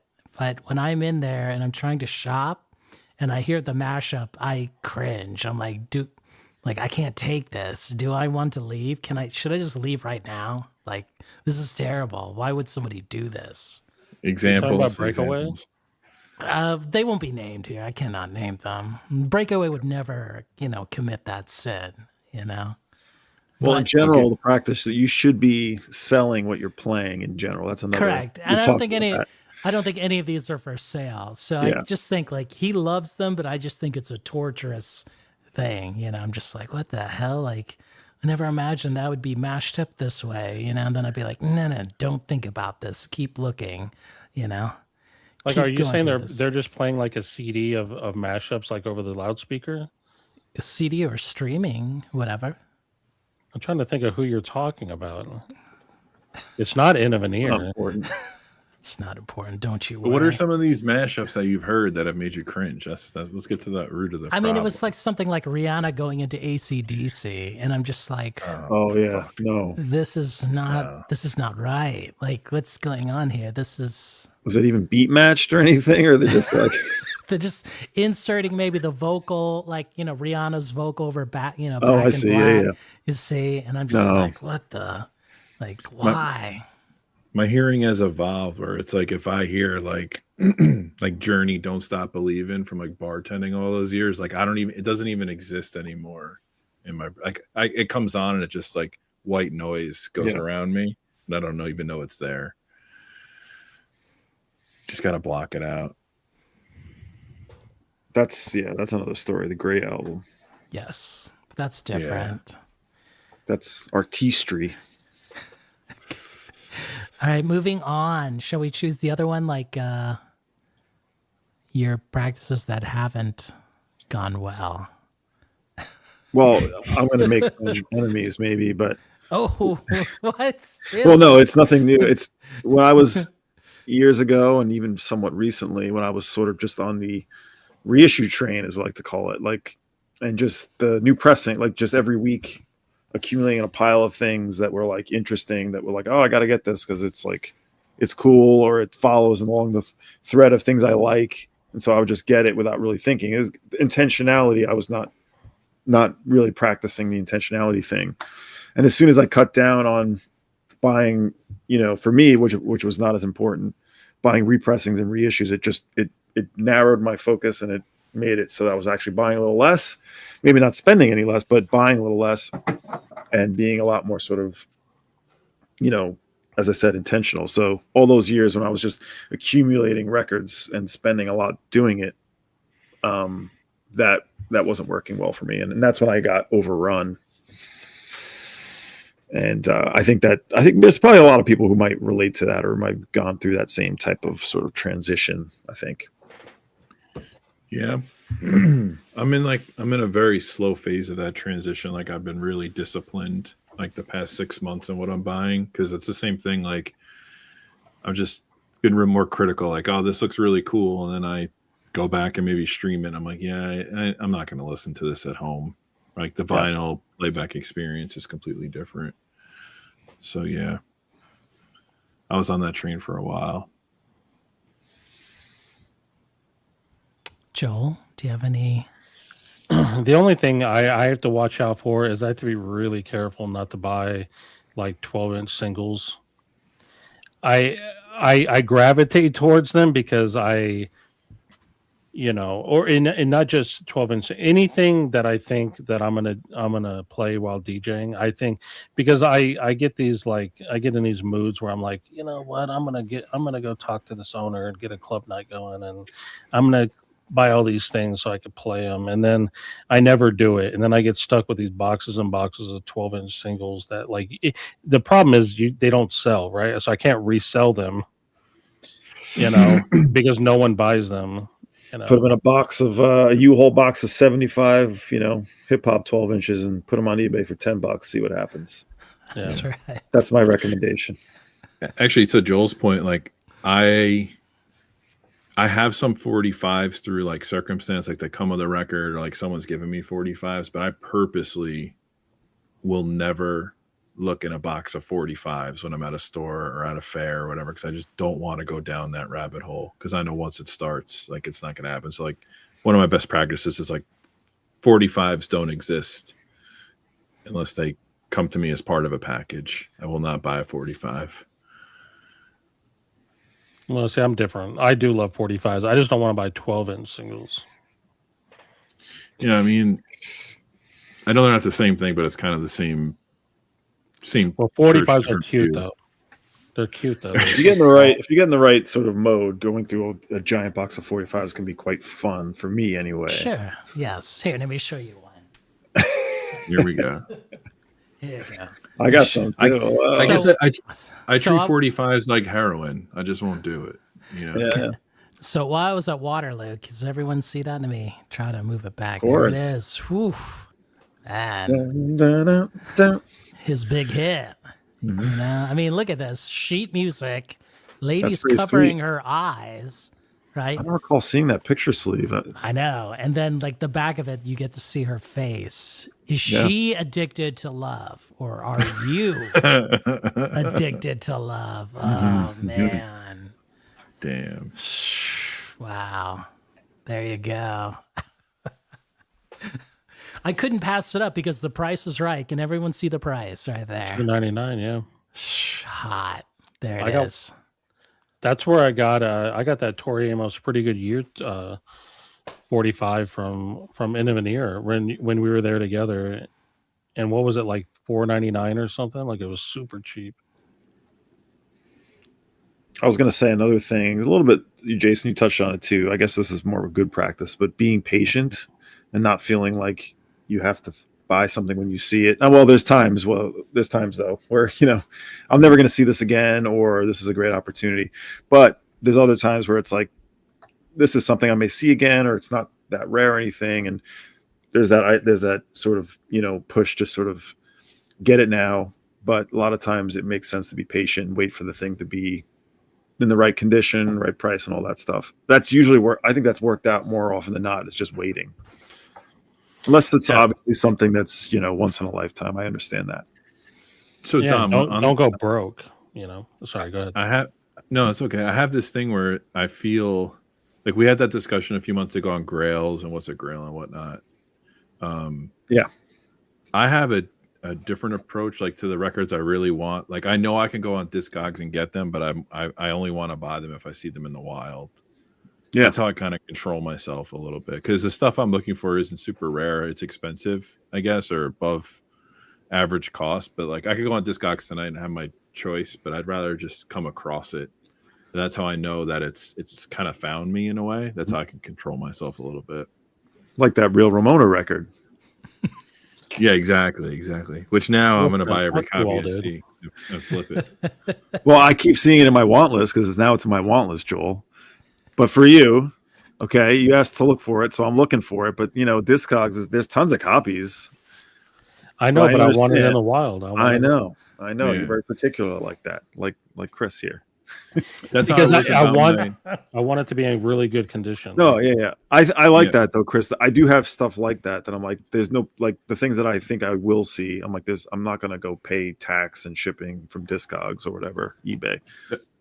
That's what I did. I wanted it Unknown Pleasures UK. Yeah. And I can go on Discogs and get it, or I can go into Manhattan and find it and pay 40% more than what I should. But like we had a friend over in Europe and he found it for me and I trusted him, and like that was like a good find, like saved on the shipping, got it at a fair price, in my possession. But like that's something you can go on any day of the week and get a couple of those on Discogs, but it's not the same. Yeah, I also think in general. So I don't know if this is happening, but I suspect that it sometimes happens. Maybe not with the people in the chat, but maybe with some of the quiet people that don't talk very much. But I don't want anybody to. How to say this? I could. Yeah. Yes, Huh? you had. It's a good comment there from Romuald. Same. So I'm tempted to go back in April. I'm just like tempted. Like, Aspirations. go ahead, Joel. Maybe if we monetize this stream, we can raise enough money we all can go. A 24-hour stream, right? Is that What did I say about being done with No. But wait, there are some exceptions. That's like in Slapshot. If anybody remembers Slapshot, Yeah. Paul Newman, like Scouts. Anyway, Joel, what were you gonna say? I was just gonna say, like, I hope nobody like watches a video of either this video or any person's vinyl collecting video and sees the records behind people and thinks like if they don't have very many records, like they have to catch up and like buy a whole bunch. Because like I want people to understand, like when you look at like what I have behind me, this is like 15, 20 years worth of collecting. Dom's is probably the same. Like you don't get this overnight. And this cost a lot of money, a lot of time. It's not anything anybody should do, or you shouldn't feel compelled to do it. Because I've seen some people having a store. I don't really want to get into too many details, but I've seen people that didn't have the money to spend it buying records. And I feel like you have to be responsible. It's okay to go out and get one record. You don't have to buy 10.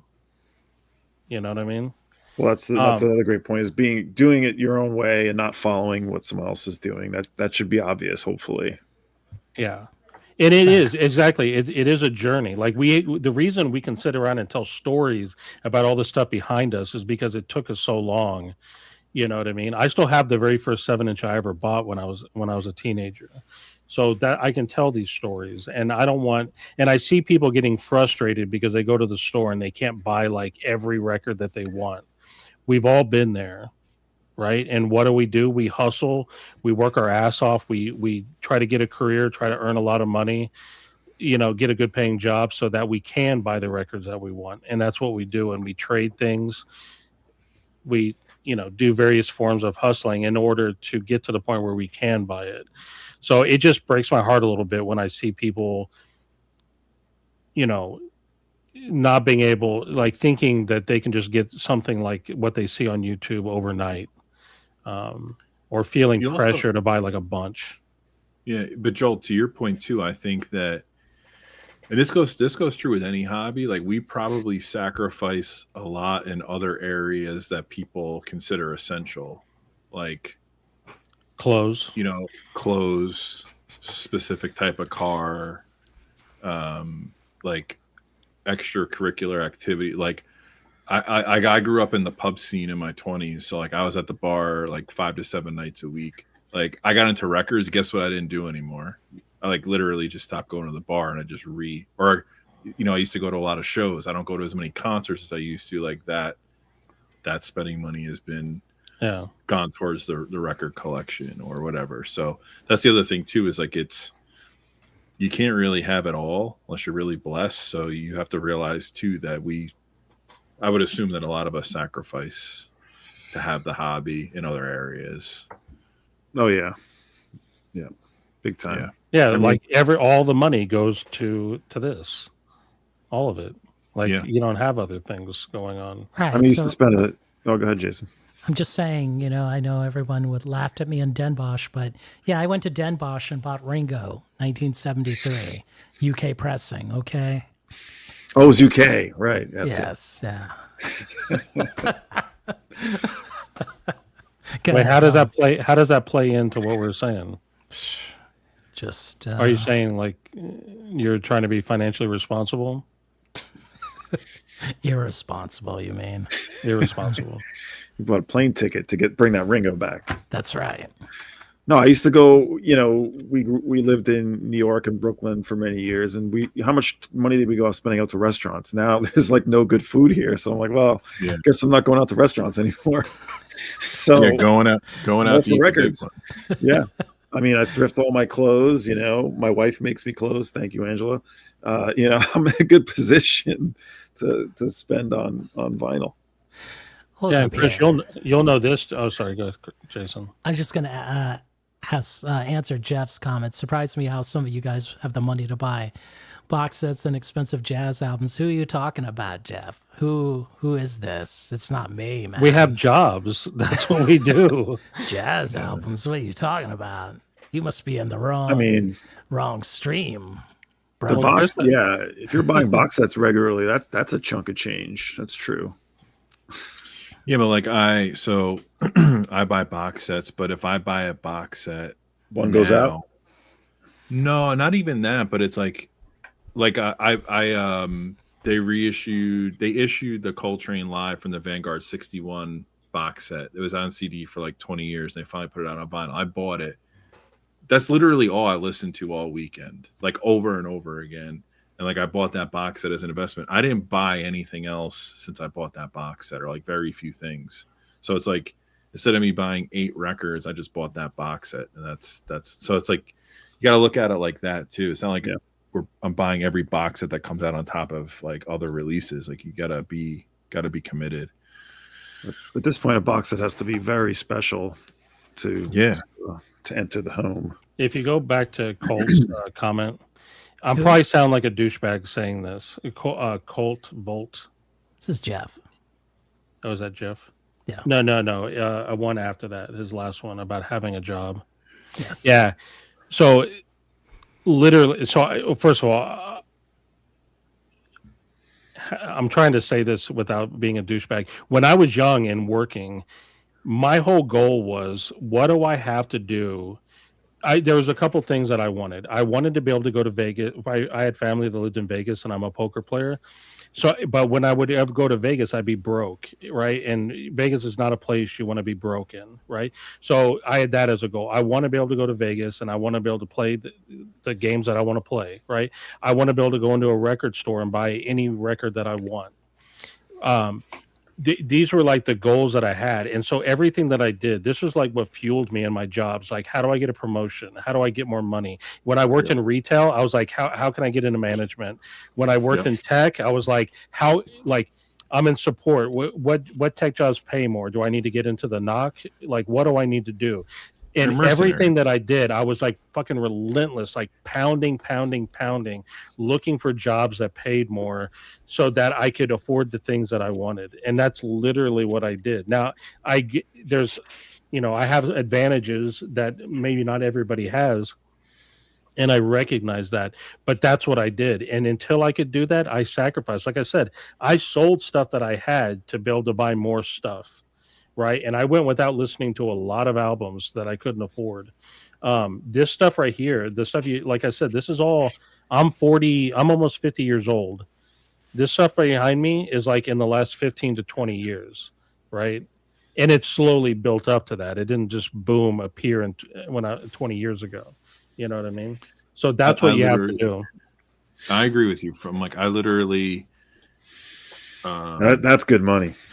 I bartended Saturday and Sunday nights. I worked full time Monday through Friday until I got married. When I got married, I still bartended one night a week on the weekend and just tried to get ahead of the curve as much as possible.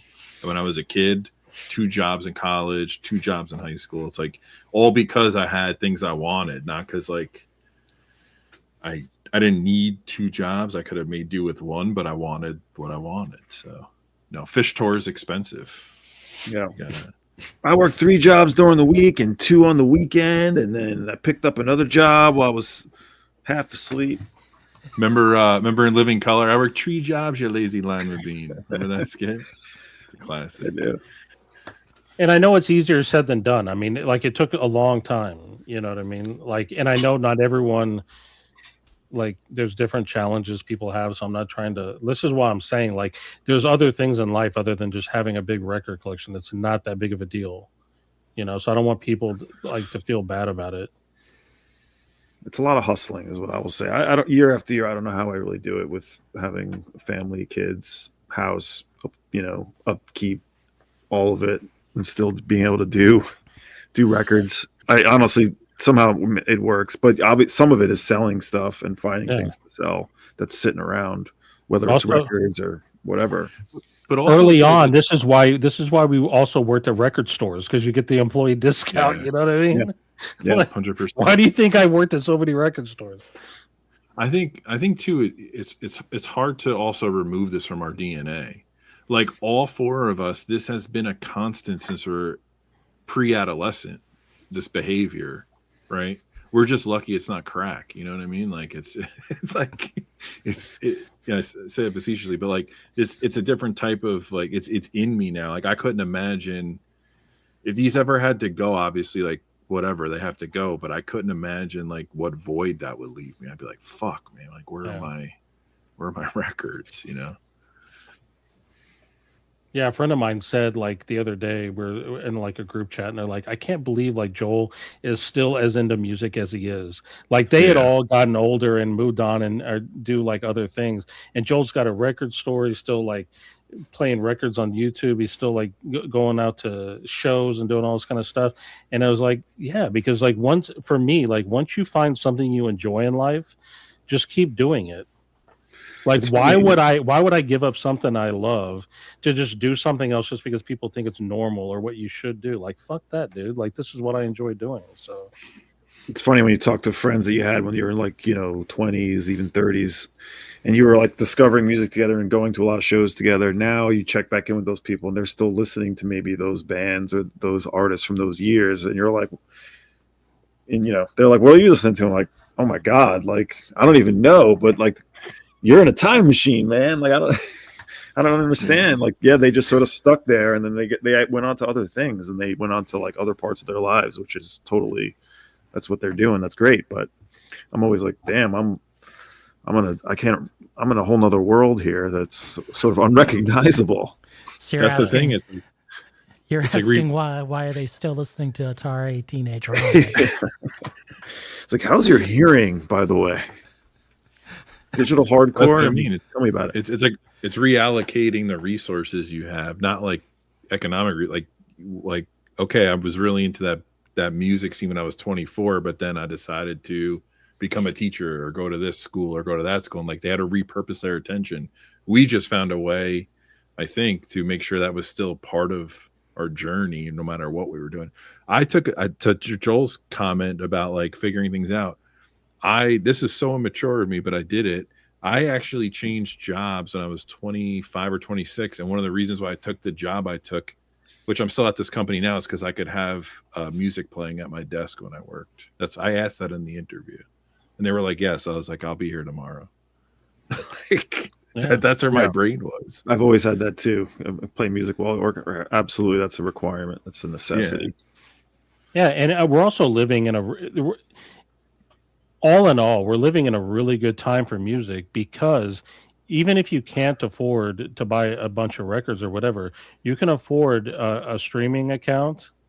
You could afford just to go on, you obviously have an internet connection. You can go on YouTube and watch videos, and there's no shame in that. Like it's not lesser than to stream music than to listen to it on vinyl. I don't care what anybody says. You know what I mean? And now most of my music discovery is digital. I don't go out and discover music by buying a record. Like that's like a rare thing. That has to be like Dom's like, Chris, I know you so well. Like this record is going to be like the one for you. And I'm like, all right, I'll take a chance. So like, what one of you guys? But like most of my discovery is streaming. Like, yeah. What am I finding? I'm not going to go out and like just those days are over. I think it's too expensive to do that now. Now, like going back and buying used stuff to discover, okay, that's a different story. But that's music that's already existed, right? Like you can take a gamble on an inexpensive used record or whatever. Yeah. To do that, when I talk to my nieces and they gave me we talked about this a little bit, but I'll share it with the stream. They gave me their Christmas list, and it's just full of all these albums. To do what they're doing now, to discover all this stuff at their age, to do it when we were that age, it would have been impossible. Like, how would you discover all this different stuff? Like, it was it was just a different world back then. So the fact that they can do that, it's all aided by the fact that they have streaming, right? Because now you have like thousands and thousands of albums in your pocket. We just didn't have that. I do want to talk to Carl. Actually, I think. I mean, we might have Jill, our first. do you see this comment by Carl here? Feel free to ask me for quotes and plans for your collection. You will sleep better knowing Carl has your back. Ooh. I'm thinking we were talking about monetization, which is a future topic, but Carl, we have As one our unpaid underwriter. sponsor, but As our we underwriter. could certainly take a paid sponsorship on. Everybody needs. Is this like a real guy? Like he's offering to insure our collections? Channels If not, from he's- 2022, you know? It's the greatest troll ever. If it's not. right. This is a real concern. I sometimes have dreams of like my house going up in flames and me losing all my record collection, and how freeing that would be. Oh, yeah. You know? Oh, I have a good question for you then. If a tragedy happened where you lost your collection to natural disaster, would you try to rebuild it? It's hard to know. I Like agree. Yeah. I probably I'm well, not first sure. of all, it would be fucking really hard. You know, it would take a long Especially time. when especially your Discogs is not up to date. Yeah. That's a think great I'd- question. I don't know. It's hard to know until it happened. I think I'd walk away. I don't think I could go through it again. That's something an old friend of mine, we called it back to zero. Like if you went back to zero records, what would you do? Would you buy back everything slowly? Especially now that prices are ridiculous. Right? I Jill, mean, would you do it? I wouldn't know unless I'm in that situation, but I mean, I would get some stuff back. I wouldn't buy everything back. You know, I'd be much more discerning about what it is that I got. I'd also focus on things that you know, like I said, like I have vinyl, I have CDs, I have cassettes, I have streaming. To me, it's about the music. I like the physical, but it's about the music for me. So if I have to stream for a while, I wouldn't die. You know, I would just focus on buying the stuff that I can't stream. I just make sure to grab that Grail cube and get out of the house. Let it all burn. Otherwise, I would, yeah. I'd have a hard time going through it again. Would you ever? Okay, so here's a more the insurance lighthearted- thing is kind of a scam. I don't know if it's a scam, but I went down that road. I don't know if you guys have tried going down that road. That's a little subtopic, maybe mini topic. I think so. Let me. How do I? All right. So would you? So I want to take Jason's like idea here. Would you ever? Let's say you know your collection is 2x. You can get 2x for what you know it's worth, like high value. Would Two you times meet like the high, Like- high. let's say 2.5 times what you've paid for everything? Okay. All right. Let's just say you had that data.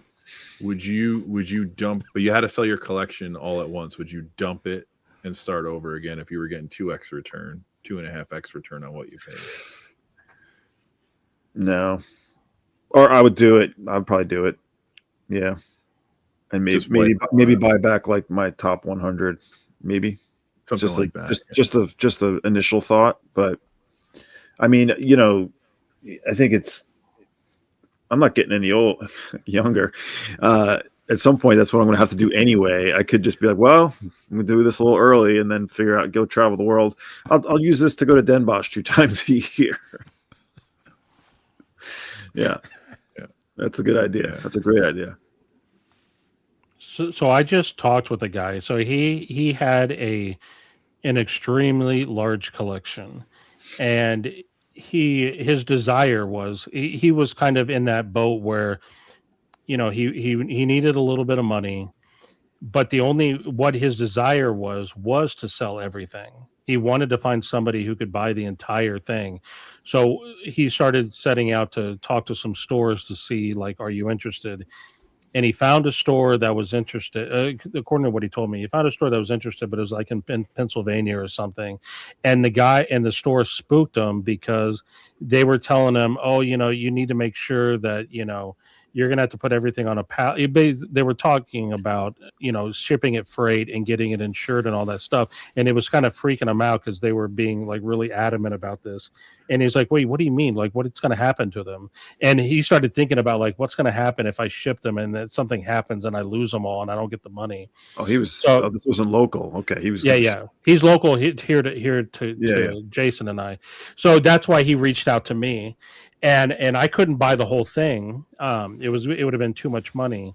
So I told him I'll just buy like a small chunk of it. But then when he was doing it, he wasn't letting me cherry pick, right? He was just like, "Oh, I want to hold on to that. Oh, I want to hold on to that," because the only way he could stomach selling everything is if everything was in one go, because then he was like, "It's all gone and I won't have to think about it." I get that. I can understand that. Yeah. So for me, like if someone came to me and said they knew what everything was worth and they'll give me 2.5 times what it was worth, would I sell it? My answer would be hell no. Because right now it's not about the money for me. Right now I still listen to everything. Right. That's why you see half empty cubes, because they're in boxes on the floor after me listening to them. So, but you talk to me in 20 years, 30 years, maybe. But I'm probably, if my track record holds out, I probably will never sell the entire collection. I'll probably find someone to give it to, like gift it to, sometime later on the road. Like find some young kid that's into it. I hope and pray that my daughter wants it one day. Otherwise, I couldn't. I don't know. I just hope and pray she does. Well, this is morbid, but what you need to do is give your wife my phone number, so if God forbid something happens, she can call me and I'll come and take care of it. I've talked about that. Yeah, my wife has instruction. Wait, Joel, were you on our stream when we did that episode? What? Where do your records go when you die? Oh, we're probably, yeah. Yeah, that was a good one. We went through this, didn't we? Yeah, it was my wife brought that up. Yeah, my wife has some instructions now. I'm still working out more. But I would like to be able to sell them eventually at, in my own sort of way, sell them slowly, get them out into the world. My kids aren't going to want them. So I don't think, but I don't want to just sell everything in one go. I'd like to sell them sort of over a bunch of years, and hopefully get decent value for it, and put them into good hands and all that. There's people that do that, right? They'll take their entire collection to like a record convention, like an awesome record convention, or maybe even Den Bosch, and slowly over the years sell it down. You know what I mean? That's and they get a whole second batch of fun out of seeing people's faces. When they get the record. Absolutely, yeah. And those are the people you want to visit if you're going to a record fair too. Yeah. Yeah, you just have to make sure to watch out for Stunty, thinking he's going to come in there and get a except the poor bastard at WFMU selling his jazz collection for like 9 times Discogs median. Yeah, did you see that table? I was like, it's like, oh, what a story. He was there last year too. That guy was there last year. Like, I get it, but. No, man, can't do it. Like there were some records that I was like, damn, I could grab this, and I saw the price tag. I'm like, I cannot grab this. Yeah. It is. Because I talk to enough people that there are people out there that think their collections are like an investment, and to a certain degree they are. But you're not going to get it's not going to be like what you probably think it's going to be. It's not going to be like a 401k. Like you think you're going to sell them on and you're going to have millions and just live out your life. Definitely not. Unless you're like a radio DJ who got like 3 promo copies of every record in existence. That's a different story. But now you gotta think like if you're going to sell your collection, you're probably going to get 40 cents on the dollar of what you paid for it. I would think, unless you have some serious stuff that went up in price, but a lot of people don't have that situation. Yeah. So, if you're in it to make money, then you should just monetize your channel and create content. Yeah, you should chill, man. Dude, I'm telling you, 2026 is going to be the year of the shilling. Like What? we're going to take it to a whole other level. you missed out. Oh, dude, Really. I can't. You're No, really- no. Like those are This rookie is nothing? numbers. Oh, Bazzi man. and Espo and all them had. Like we're going to take shilling to a whole new level. It's all about money in 2026. It's all about the money, right? It's no longer a passion. It's just how can we get more money? Yeah. Just squeeze it out. Everybody loves this. Let's do more. Everyone loves this advertising, and everyone just Sure. loves it. As long as it's 180, 200 gram, mastered by your favorite mastering artist. Tip on, Stout and Jacket. You know what I'm saying. Everything's an ad. We'll always be selling, right? Always be selling. You mean always you, be closing? Closing, ABC, yeah. Coffee ABC. Yes. for closing. Always be closing. Always be selling. Yeah. Always be fishing. Always and be fishing. That's right. That's right, man. Then Yeah, I'll be yeah. charging a membership on this channel, right? These members will have, priority videos. I think we could get a membership going for the stream, and I think one of the perks is just like it's almost like a dunk tank kind of idea, but you get like 2.5 minutes a week of Joel just ranting at you about whatever topic you choose. I'm like a grumpy old fuck, dude. Like I'm that old guy. I'm like, damn, kids, get off my lawn. I don't want to be like this. But Jason, I have a question for you. Sure. If you could go back to your younger self, what advice would you give? Don't buy everything. Don't buy everything. Take your time for sure. Don't just because it's a quarter doesn't mean you need to own it. Just slow down your roll. Are you telling And- me you wouldn't do a like a Back to the Future thing and buy the Vashti or whatever? Well, not that. I would have like probably made friends with the DJ guys early, like instead of later in my life. Well, like I didn't meet the DJ people until like the 2000s. Like I should have met them in the 90s. That was the time because when I met them, like the DJs in Columbus, Ohio, and that's when they were just like throwing all this music on me and like they were like, you don't need to have this receiver, like you need to get this, like you need to start DJing with us. Like they kind of pushed me, and and then basically they would come over and then I'd be playing different records and pressings and then that asked further questions. I should have been doing that in the 90s for sure. How about you, Dom? Wow. What should I have done? What was the What question? advice if you could go, For younger? meet your younger self, what advice would you give regarding records? Probably buy more of them. Buy less CDs, I think. Really? Yeah, I was buying a lot of CDs at that time. But I mean, at that time though, like were the CDs used CDs or the new CDs? Both. Okay. I mean, I was then- buying like lesser known stuff, I guess, which was a little Okay. cheaper. Yeah. I would say buy more records. How about you, Chris? I would go back and say focus on a lot of different gear and buy less records. I would be more of a gearhead. I think I have a lot more fun with that and reading about that now than I used to. And I would just say, like, you don't really need Led Zeppelin records and Doors records, and you don't need that Stones album. It kind of sucks. It's okay to say it. I'd probably change a lot of my buying habits, and I would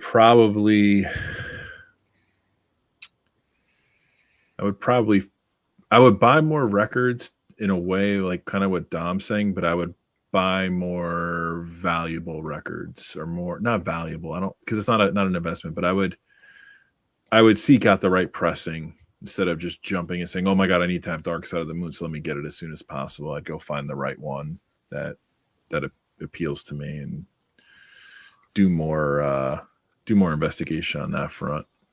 And I would definitely, and crazy enough, I'd probably buy way more fucking jazz records when I saw them at the prices I used to see them at than what I see them at now. Alan, I would never buy a Rumors record and flip it. I would never do that. Never, ever. It's wrong to... Sorry, Joel.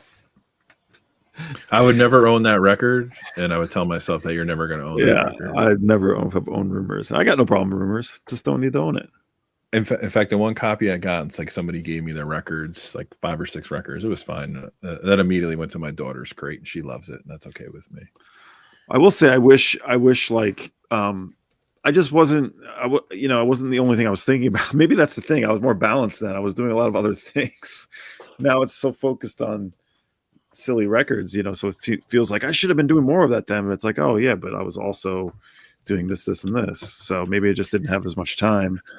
Playing in bands and music and stuff, that takes a lot of time too. And there's a lot of investment that has to go into, amplifiers and guitars and all that stuff. So I can't forget that.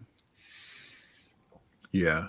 Yeah. I think actually like a lot of I guess this is probably true with any discipline or anything, any hobby or anything you're in life. But if I knew that I was going to be this obsessed when I am now, I would have channeled a lot of that energy and maybe played less basketball and gone to less shows and just dove even deeper into this sooner. But that's all part of your makeup, though. You were like, you enjoyed doing those things then. So it's like, you shouldn't look back and be like, oh, I shouldn't have been doing those fun things. I was having fun, but I wasn't buying, Sun Ra records in 1992. Yeah, that's true. Very true. Well, Decoy, that's what I was doing when I was younger. Like, I went to see all these bands in the 90s, and I knew they wouldn't last forever. It's not like I knew that Jeff Buckley was going to die tragically, but I had to go see him because he was opening up for Juliana Hatfield. I mean, that was one of the best gigs. Juliana Hatfield in 1995, she knew how to play a guitar. I didn't know that she studied at Berkeley, but she was one hell of a guitar player. Hell yeah, man. Did she drop out of Berkeley? I don't know. Because only the good ones drop out. Well, it's like Guitar her and didn't John Mayer come from Berkeley? Mayer came from Berkeley. A couple of others. No regrets. So is there things that we want to do like going in the future now? You talked about the past and the present. Goes to Christmas future. We sort of touched on this is this another topic? I don't know. But things that you might do differently next year. Yeah, I think that was one of the topics I brought up for like there's going to be some very specific things I'm going to do in 2026 for sure that I've already kind of started laying the groundwork on. But yeah, that's I mean, we could do this another 2.5 hours if you want. Yeah. John Music House, I haven't heard the record. Yeah, I will soon. I think they were selling it already, but I need to like hear it before I buy that. Buy what? The new Juliana Hatfield album. I would say at the end of the year when everyone starts talking about their favorite this and that, I'm always like, man, I don't think I listened to enough stuff this year. Like, then it's just a symptom of like there's just so much that you can't possibly hear everything. And everyone's got their sort of take on what their favorite music of the year is. And it's really just what the stuff that they heard, right? Unless you're like, a journalist, whatever. I watched this guy, Deep Cuts. I don't know if you've seen this channel, Deep Cuts. His year-end list was actually pretty good. It touched on some things I knew and a bunch I didn't. But he's like, deep in just listening to everything, I guess. I don't really know much about who that is, but his list was pretty good in terms of piquing my interest. But that's the thing. It's like I'll come up with my favorite things, but it's just the stuff I heard. That's not really. But that's what it is. It's my favorite. It's not the best. It's my favorite. Well, I also like that. I think that part of my journey is on pause right now, because I'm discovering stuff that has existed, but I love it. So why is that any less important than the new whatever record came? Yeah, it's not. So, but it's like. I don't know. So I it's like I want to get back to like that, but also I'm very deliberate in like going through my streaming service and like looking for stuff, or like I don't dismiss when people send me things. I know I don't comment on it, but like everybody sends me stuff that we talk to, and I go and I try to discover it and learn about it, but it's just not appealing to me. I guess I'm getting old. Chris has pulled into a rest stop. No, what Jose is saying, that channel did have it was more pop based, but that's the thing. Like, I don't know about a lot of the current pop stuff, and maybe there's something I'm missing there too. Just wait until my top yes. 2025 stream. I will play you an amazing record that got my stream cut. Slashed again. And I kind of like Jose and I have friendly banter about this all the time, but I was never a deep cut person my whole entire life. It was always kind of like mainstream adjacent. And like, yeah, I would find bands and I liked bands or artists that a lot of people consider like underground, but like I don't dismiss it because it's not a deep cut. Like I guess that's also the luxury of like knowing somebody like Jose. He's going to give me that deep cut recommendation. I don't have to go find it, which is part of the community, right? So I don't dismiss it because they're going to put, what's that girl you guys all like, Olivia Dean? Is that the new? Like, Yeah. I don't dismiss that because everybody knows about it. Like if it's a good record, it's a good record. Like who cares? How do you feel about Wolf Alice? I love Wolf Alice. Actually, when you played it, I was like, damn, this is really good. And I recognize the song because I hear it on one of the XM stations when I'm in my car for 5 minutes a week or whatever, when I decide to leave the house. And like they've been playing it on the Spectrum or another channel. And it reminds me of the B-52s a little bit, like some of the vocals, the woman's vocals, but like just the sound of that record. Like I have it on a list to potentially buy. So yeah, I like it. Hell yeah, man. But is that new this year? That album, that particular That album, album is, yeah, because I feel like they've been around for a while. Fourth or fifth album, something like that. So that's the other thing too. Without commuting to work, when I commuted to work, I listened to like the WFUV in New York, and they played all that stuff all the time. But I don't really drive much anymore. So Carl Thompson, that's a great record. It's a hot one. Founded in Den Bosch. I had Nadine, Soul Disco, and John, the 6-inch pianist, really upset with me. They wanted to like gouge my eyes out because I only bought it for €10. It's the best Crazy. score. €10 from the box with the Ringo. mm-hmm. So so this is also another video idea for you, Jason. And I don't know if there's enough of these in the year, but like your top scores, because a lot of people do this stuff, and they're cool. But like I feel like you've got some great stories this year. Between that and the WFUV finding and lucky. Yeah, I mean, the thing is you just have to be patient. I mean, I don't know, like you're just lucky. Sometimes you go into a box and, that's right. Hopefully you do have it, Mr. Walker. This is just my 2 cents. I like best scores, but I don't like it when it's centered so much around how much money it was or how much money you saved versus what it would be worth. Like to me, just tell me about the best scores of the stuff that you like the most, that you listen to the most, that you're happy that you got. Don't focus so much on like it's like an $800 record and I got it for $300. Like who gives a shit? Well, no, the thing is, I don't. I know a lot of people do, and I don't. But it's not for me. Like I don't give a shit what you pay. Well, I think that's accelerated, right? Because and if you guys think about this, we've all been at this long enough. Like when we talked about the story of Jason and WFUV and finding that Brazilian record, like it was even more amazing because it happened now where we feel like everybody knows everything that's out there. Like finding stuff. Like you'll find a $30 record for $5 or $10 maybe, but like to find some of these rare records at like a reasonable price, I just feel like it's not not happening as much as it used to. I don't know how you definitely not. But, no. Yeah. I mean, just sometimes you get lucky, I think if you keep hanging out with me, here's my boast, right? Like you're the shark and we're the little birds attached to the shark. Right. I got to remember that. Okay. You just, just gotta. I feel like I'm the only one who hasn't gotten a score out of everybody. I'm due. Start looking through 45s, Chris. Nice. I mean, you will if you just start looking through those like nonstop. You definitely will. The thing is I guess it kind of worries me because I've seen Rojas in action at Looney Tunes and some shows we've been to together. When he gets in that 45 box, his eyes get buggy. He doesn't really hear what's going on around him. His palms get sweaty. He's he says he's okay, I'm ready to leave, and he says he's ready to leave like 7 times in 45 minutes, and he still haven't left yet. So it's like I'm a little nervous about that 45 Right. syndrome. When you're just like pulling things like this, you know. It's a life suck. It is. Trying to get there. You go.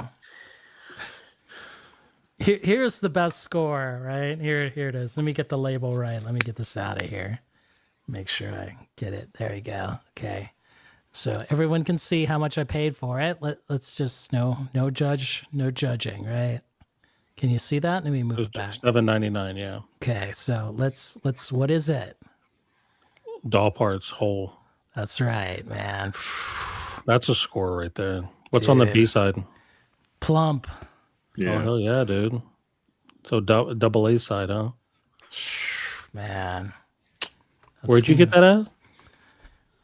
Definitely not the place I was playing in the mashups. Hey. That's cool, man. That is a good score. I listen to that record a lot. I want to know dude. on a scale from 0 to you fucked up. How much did I offend everybody with my opinions tonight? Not at all. No, you did not. On a scale of anybody. 0 to who gives a shit, I would say who gives a shit. Okay, good. That's what I'm aiming for. I really like. That's my dream. Is for every time I open my mouth, for someone to interrupt me and say nobody gives a shit. That's what I want. This isn't the stream Not where we're hard, gonna tell you everything that comes out's amazing and everything sounds the best and whatever. This is Dude, who put this comment up? Hole is better than Nirvana. Like Hole's great, okay, but don't be ridiculous, okay? That's a ridiculous statement. I'm sorry, it just is. You can have your opinion, Hole man. was the better band. If at the Courtney could time. write her own songs, then maybe. But Ouch. she's not Yeah. doing Yeah, it. I mean, I will say since Kurt Ghost wrote for her that maybe coming through in a female voice, maybe that's why they're a better band for a moment. But let's not get crazy. Yeah.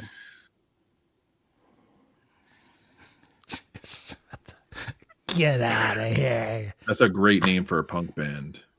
Kurt's hole in the head. Yeesh. Kurt's got a head like a hole.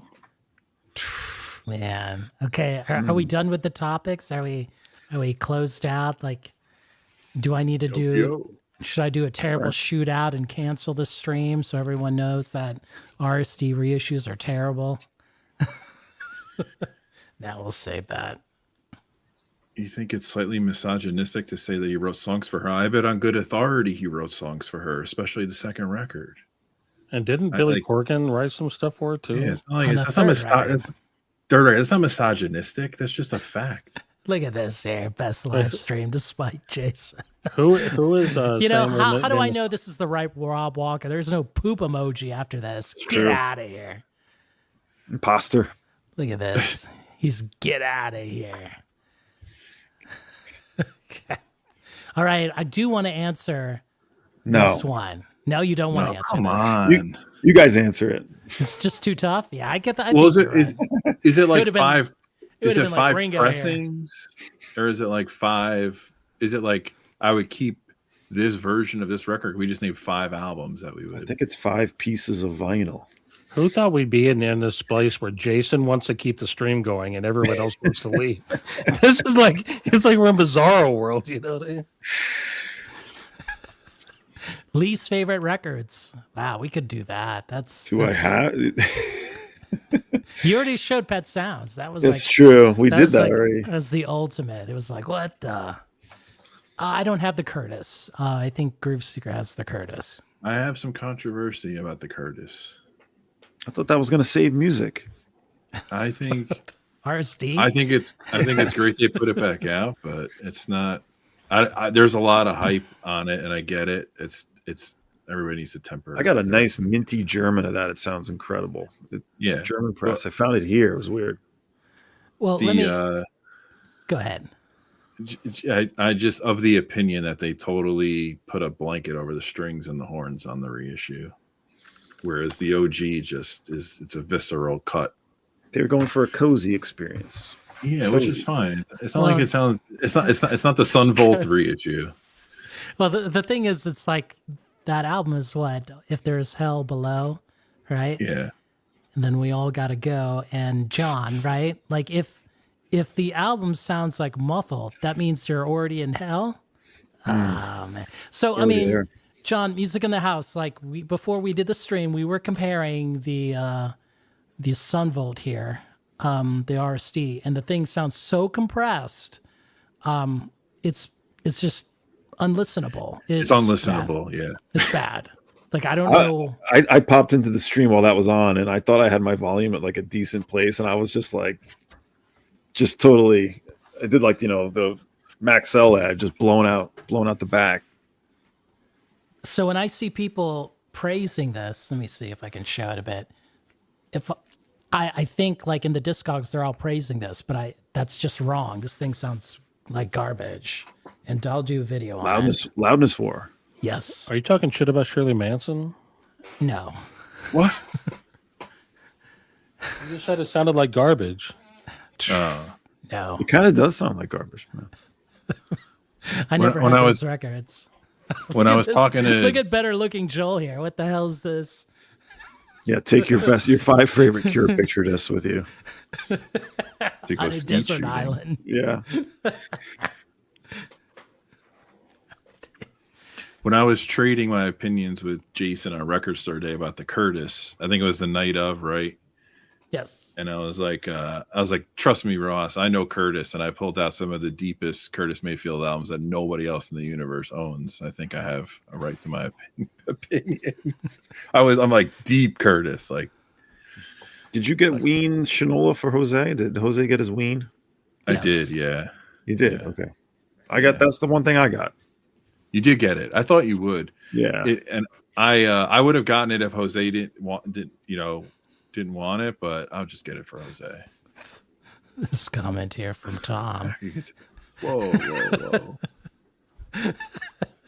Oh, Joel's showing records. I don't think we showed any. I thought we were doing 5 records you'd save. Okay, The house there's. is on fire. Let's These see. two. Let's pick anything at random. Should I just pick this? Should I? Of course, we're gonna save this baby, right? Yeah. This isn't at random, dude. This is Skinny Puppy, and this is Zymox Twist of Shadows. Is this a This real album- answer? This album always makes me happy. It's such a fun album to listen to. I would just save my DAC. Easy, good answer. You don't need to pick 5 DACs. You can just take one. Welcome, Kimba. I heard about, she was freaking out over the beach ball. But I mean, she's not the only one. I'll tell you something, Kimba. Back in, I think, what was that, the late 90s when Johnny Marr was with Modest Mouse? I saw Modest Mouse, and he was like yelling at the audience about the beach ball. Like, what the hell is this? He was saying, this ain't no like summer, MTV festival. And the whole crowd went super silent, like Isaac Brock. I was like, man, this guy's been a dick since I known him since like the mid 90s. I was like, damn. Johnny Marr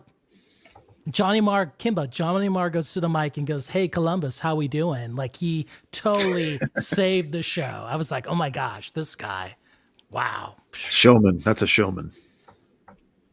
Look at this. Kurt Cobain writing songs on Live Through This has been Because everyone knows widely that debunked. if you Google it, you're going to debunk it. You're going to get that thing debunked. Why Google it? Just use AI. Yeah. What if you knew somebody that was very close with Geffen and knows the complete story?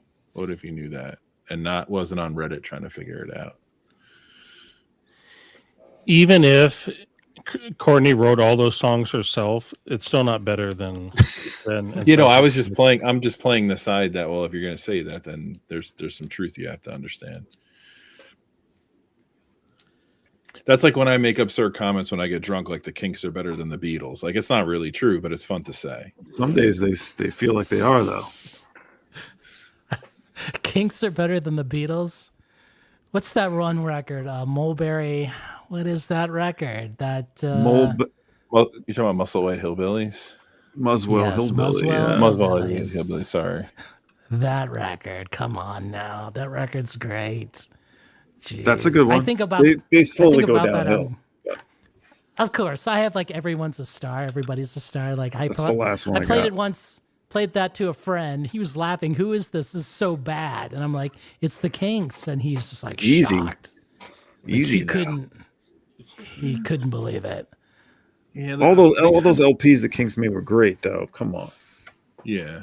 Oof, No, I'm well, a huge Kinks fan. Even though I don't know the name of the album, but they kind of got screwed though. They kind of got screwed, right? Yeah.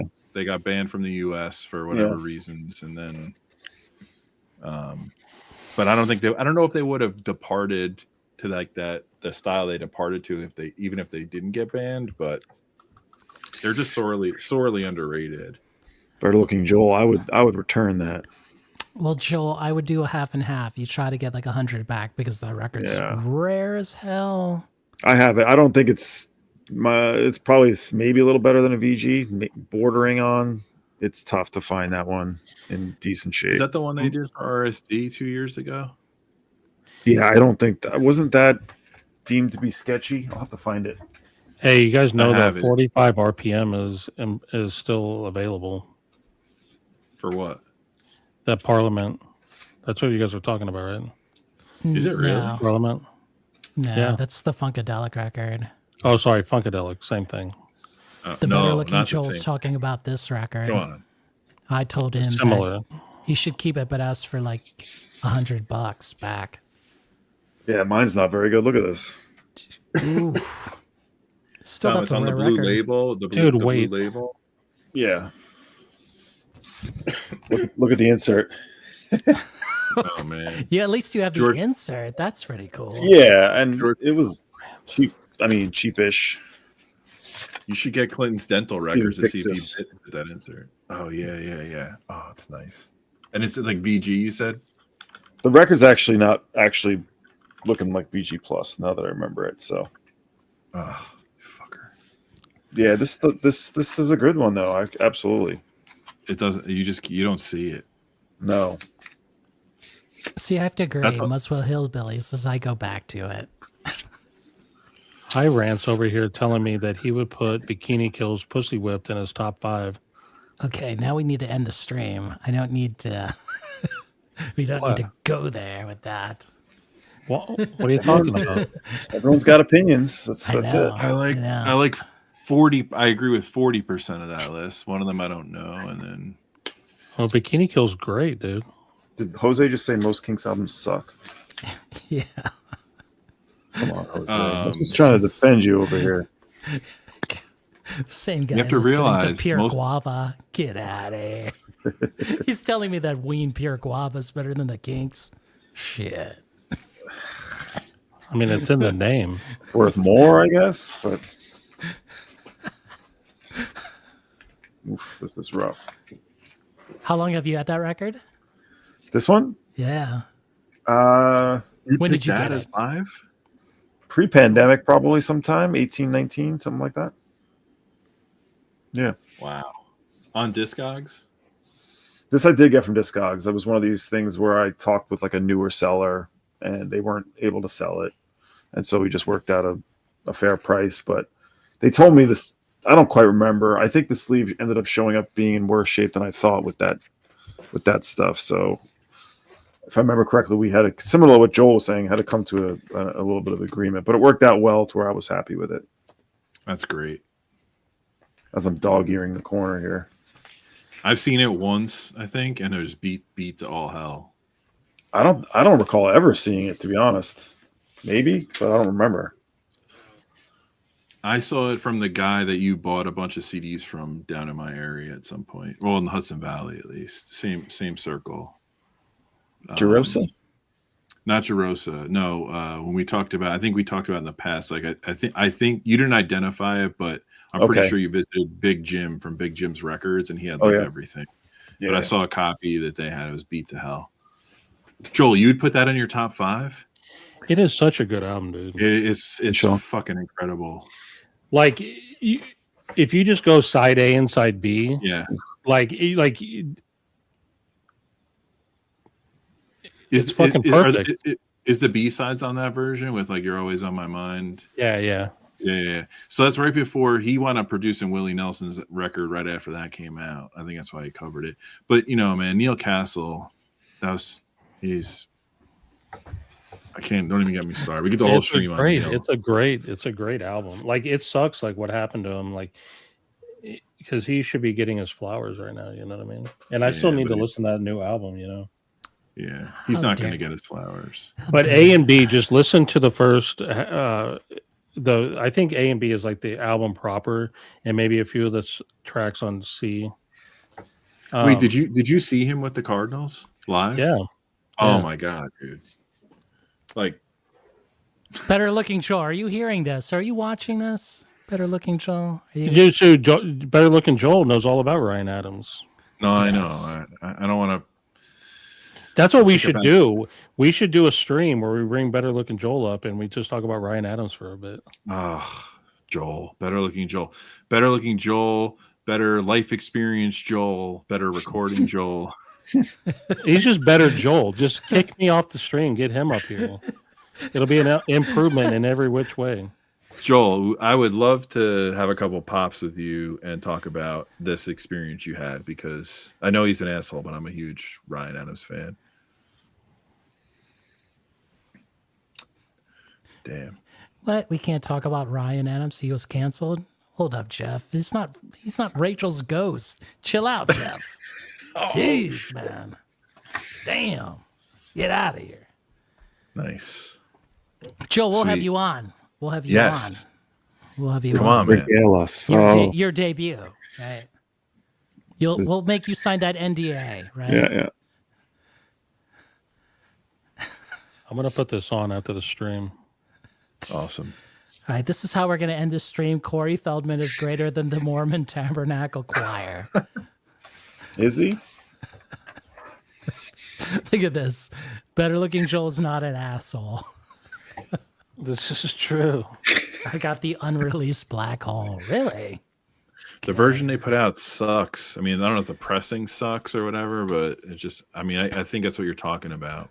Maybe I'm not, but. You know, Jeff, if you were watching my Beatles, Rabbi Soul tribute, 60 years, I think the Wolfman said it best. You need to look into Brian Epstein's files, his emails. Okay. That's how we're going to find out. Brian Epstein. Okay. Big Pink. A Brief History of Love. Mm-hmm. One of the best albums.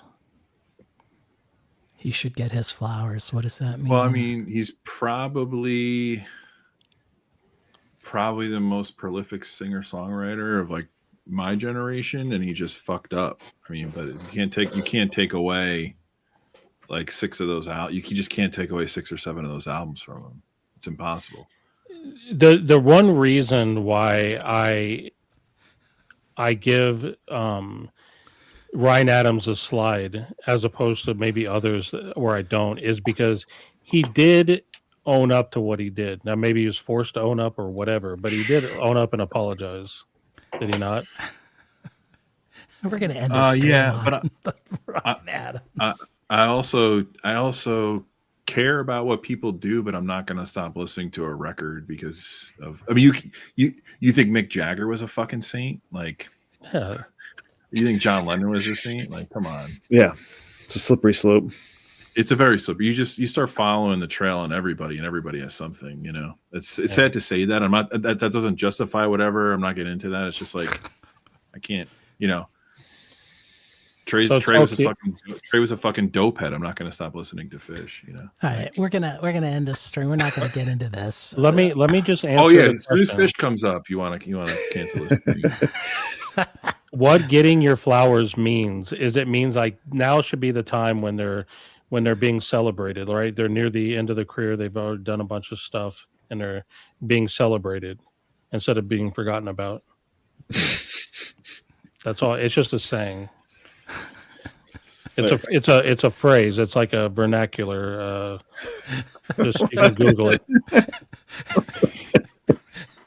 You guys, like, I tried to get Jose. Sent him the link. I tried to get him on. Well, he and he said he's too busy watching a movie.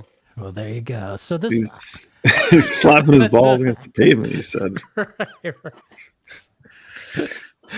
All right, I want to thank everyone, the panel, Joel, Static ADX, Chris, the Groove Seeker.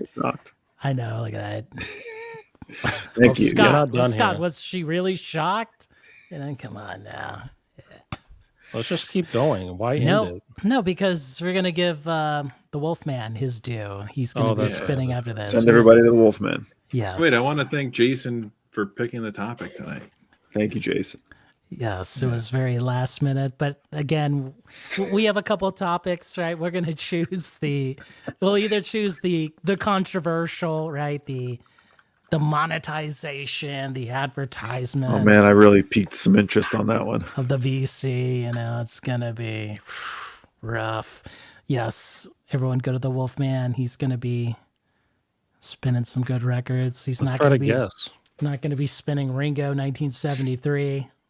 That's for It's got sure. a white. It's got a white cover with a yellow thing in the middle. I don't know what this one is. Which one? This one? No. On every day when I go to Wolfman's channel, I try to guess what the record is because he has Wait, it there did you all say blurry. a white There's cover with something something red in the middle? It's like a yellow and blue thing in the middle. Oh, I thought it was Fraction Moo Blood for a second. No, it's not First Amendment. What? Yeah. I knew when he played Janet. He played Janet Control. I knew that one instantly. Yeah, that was good. That was This easy. one I don't know. It's not so much that I can't identify it. I'm sure I've never heard of it, which makes me tune in and be like, anyway. All right. I want to thank everyone on the panel and everyone in the chat. So we'll see you next time. Is he Maybe. spinning? Thank you. Everybody.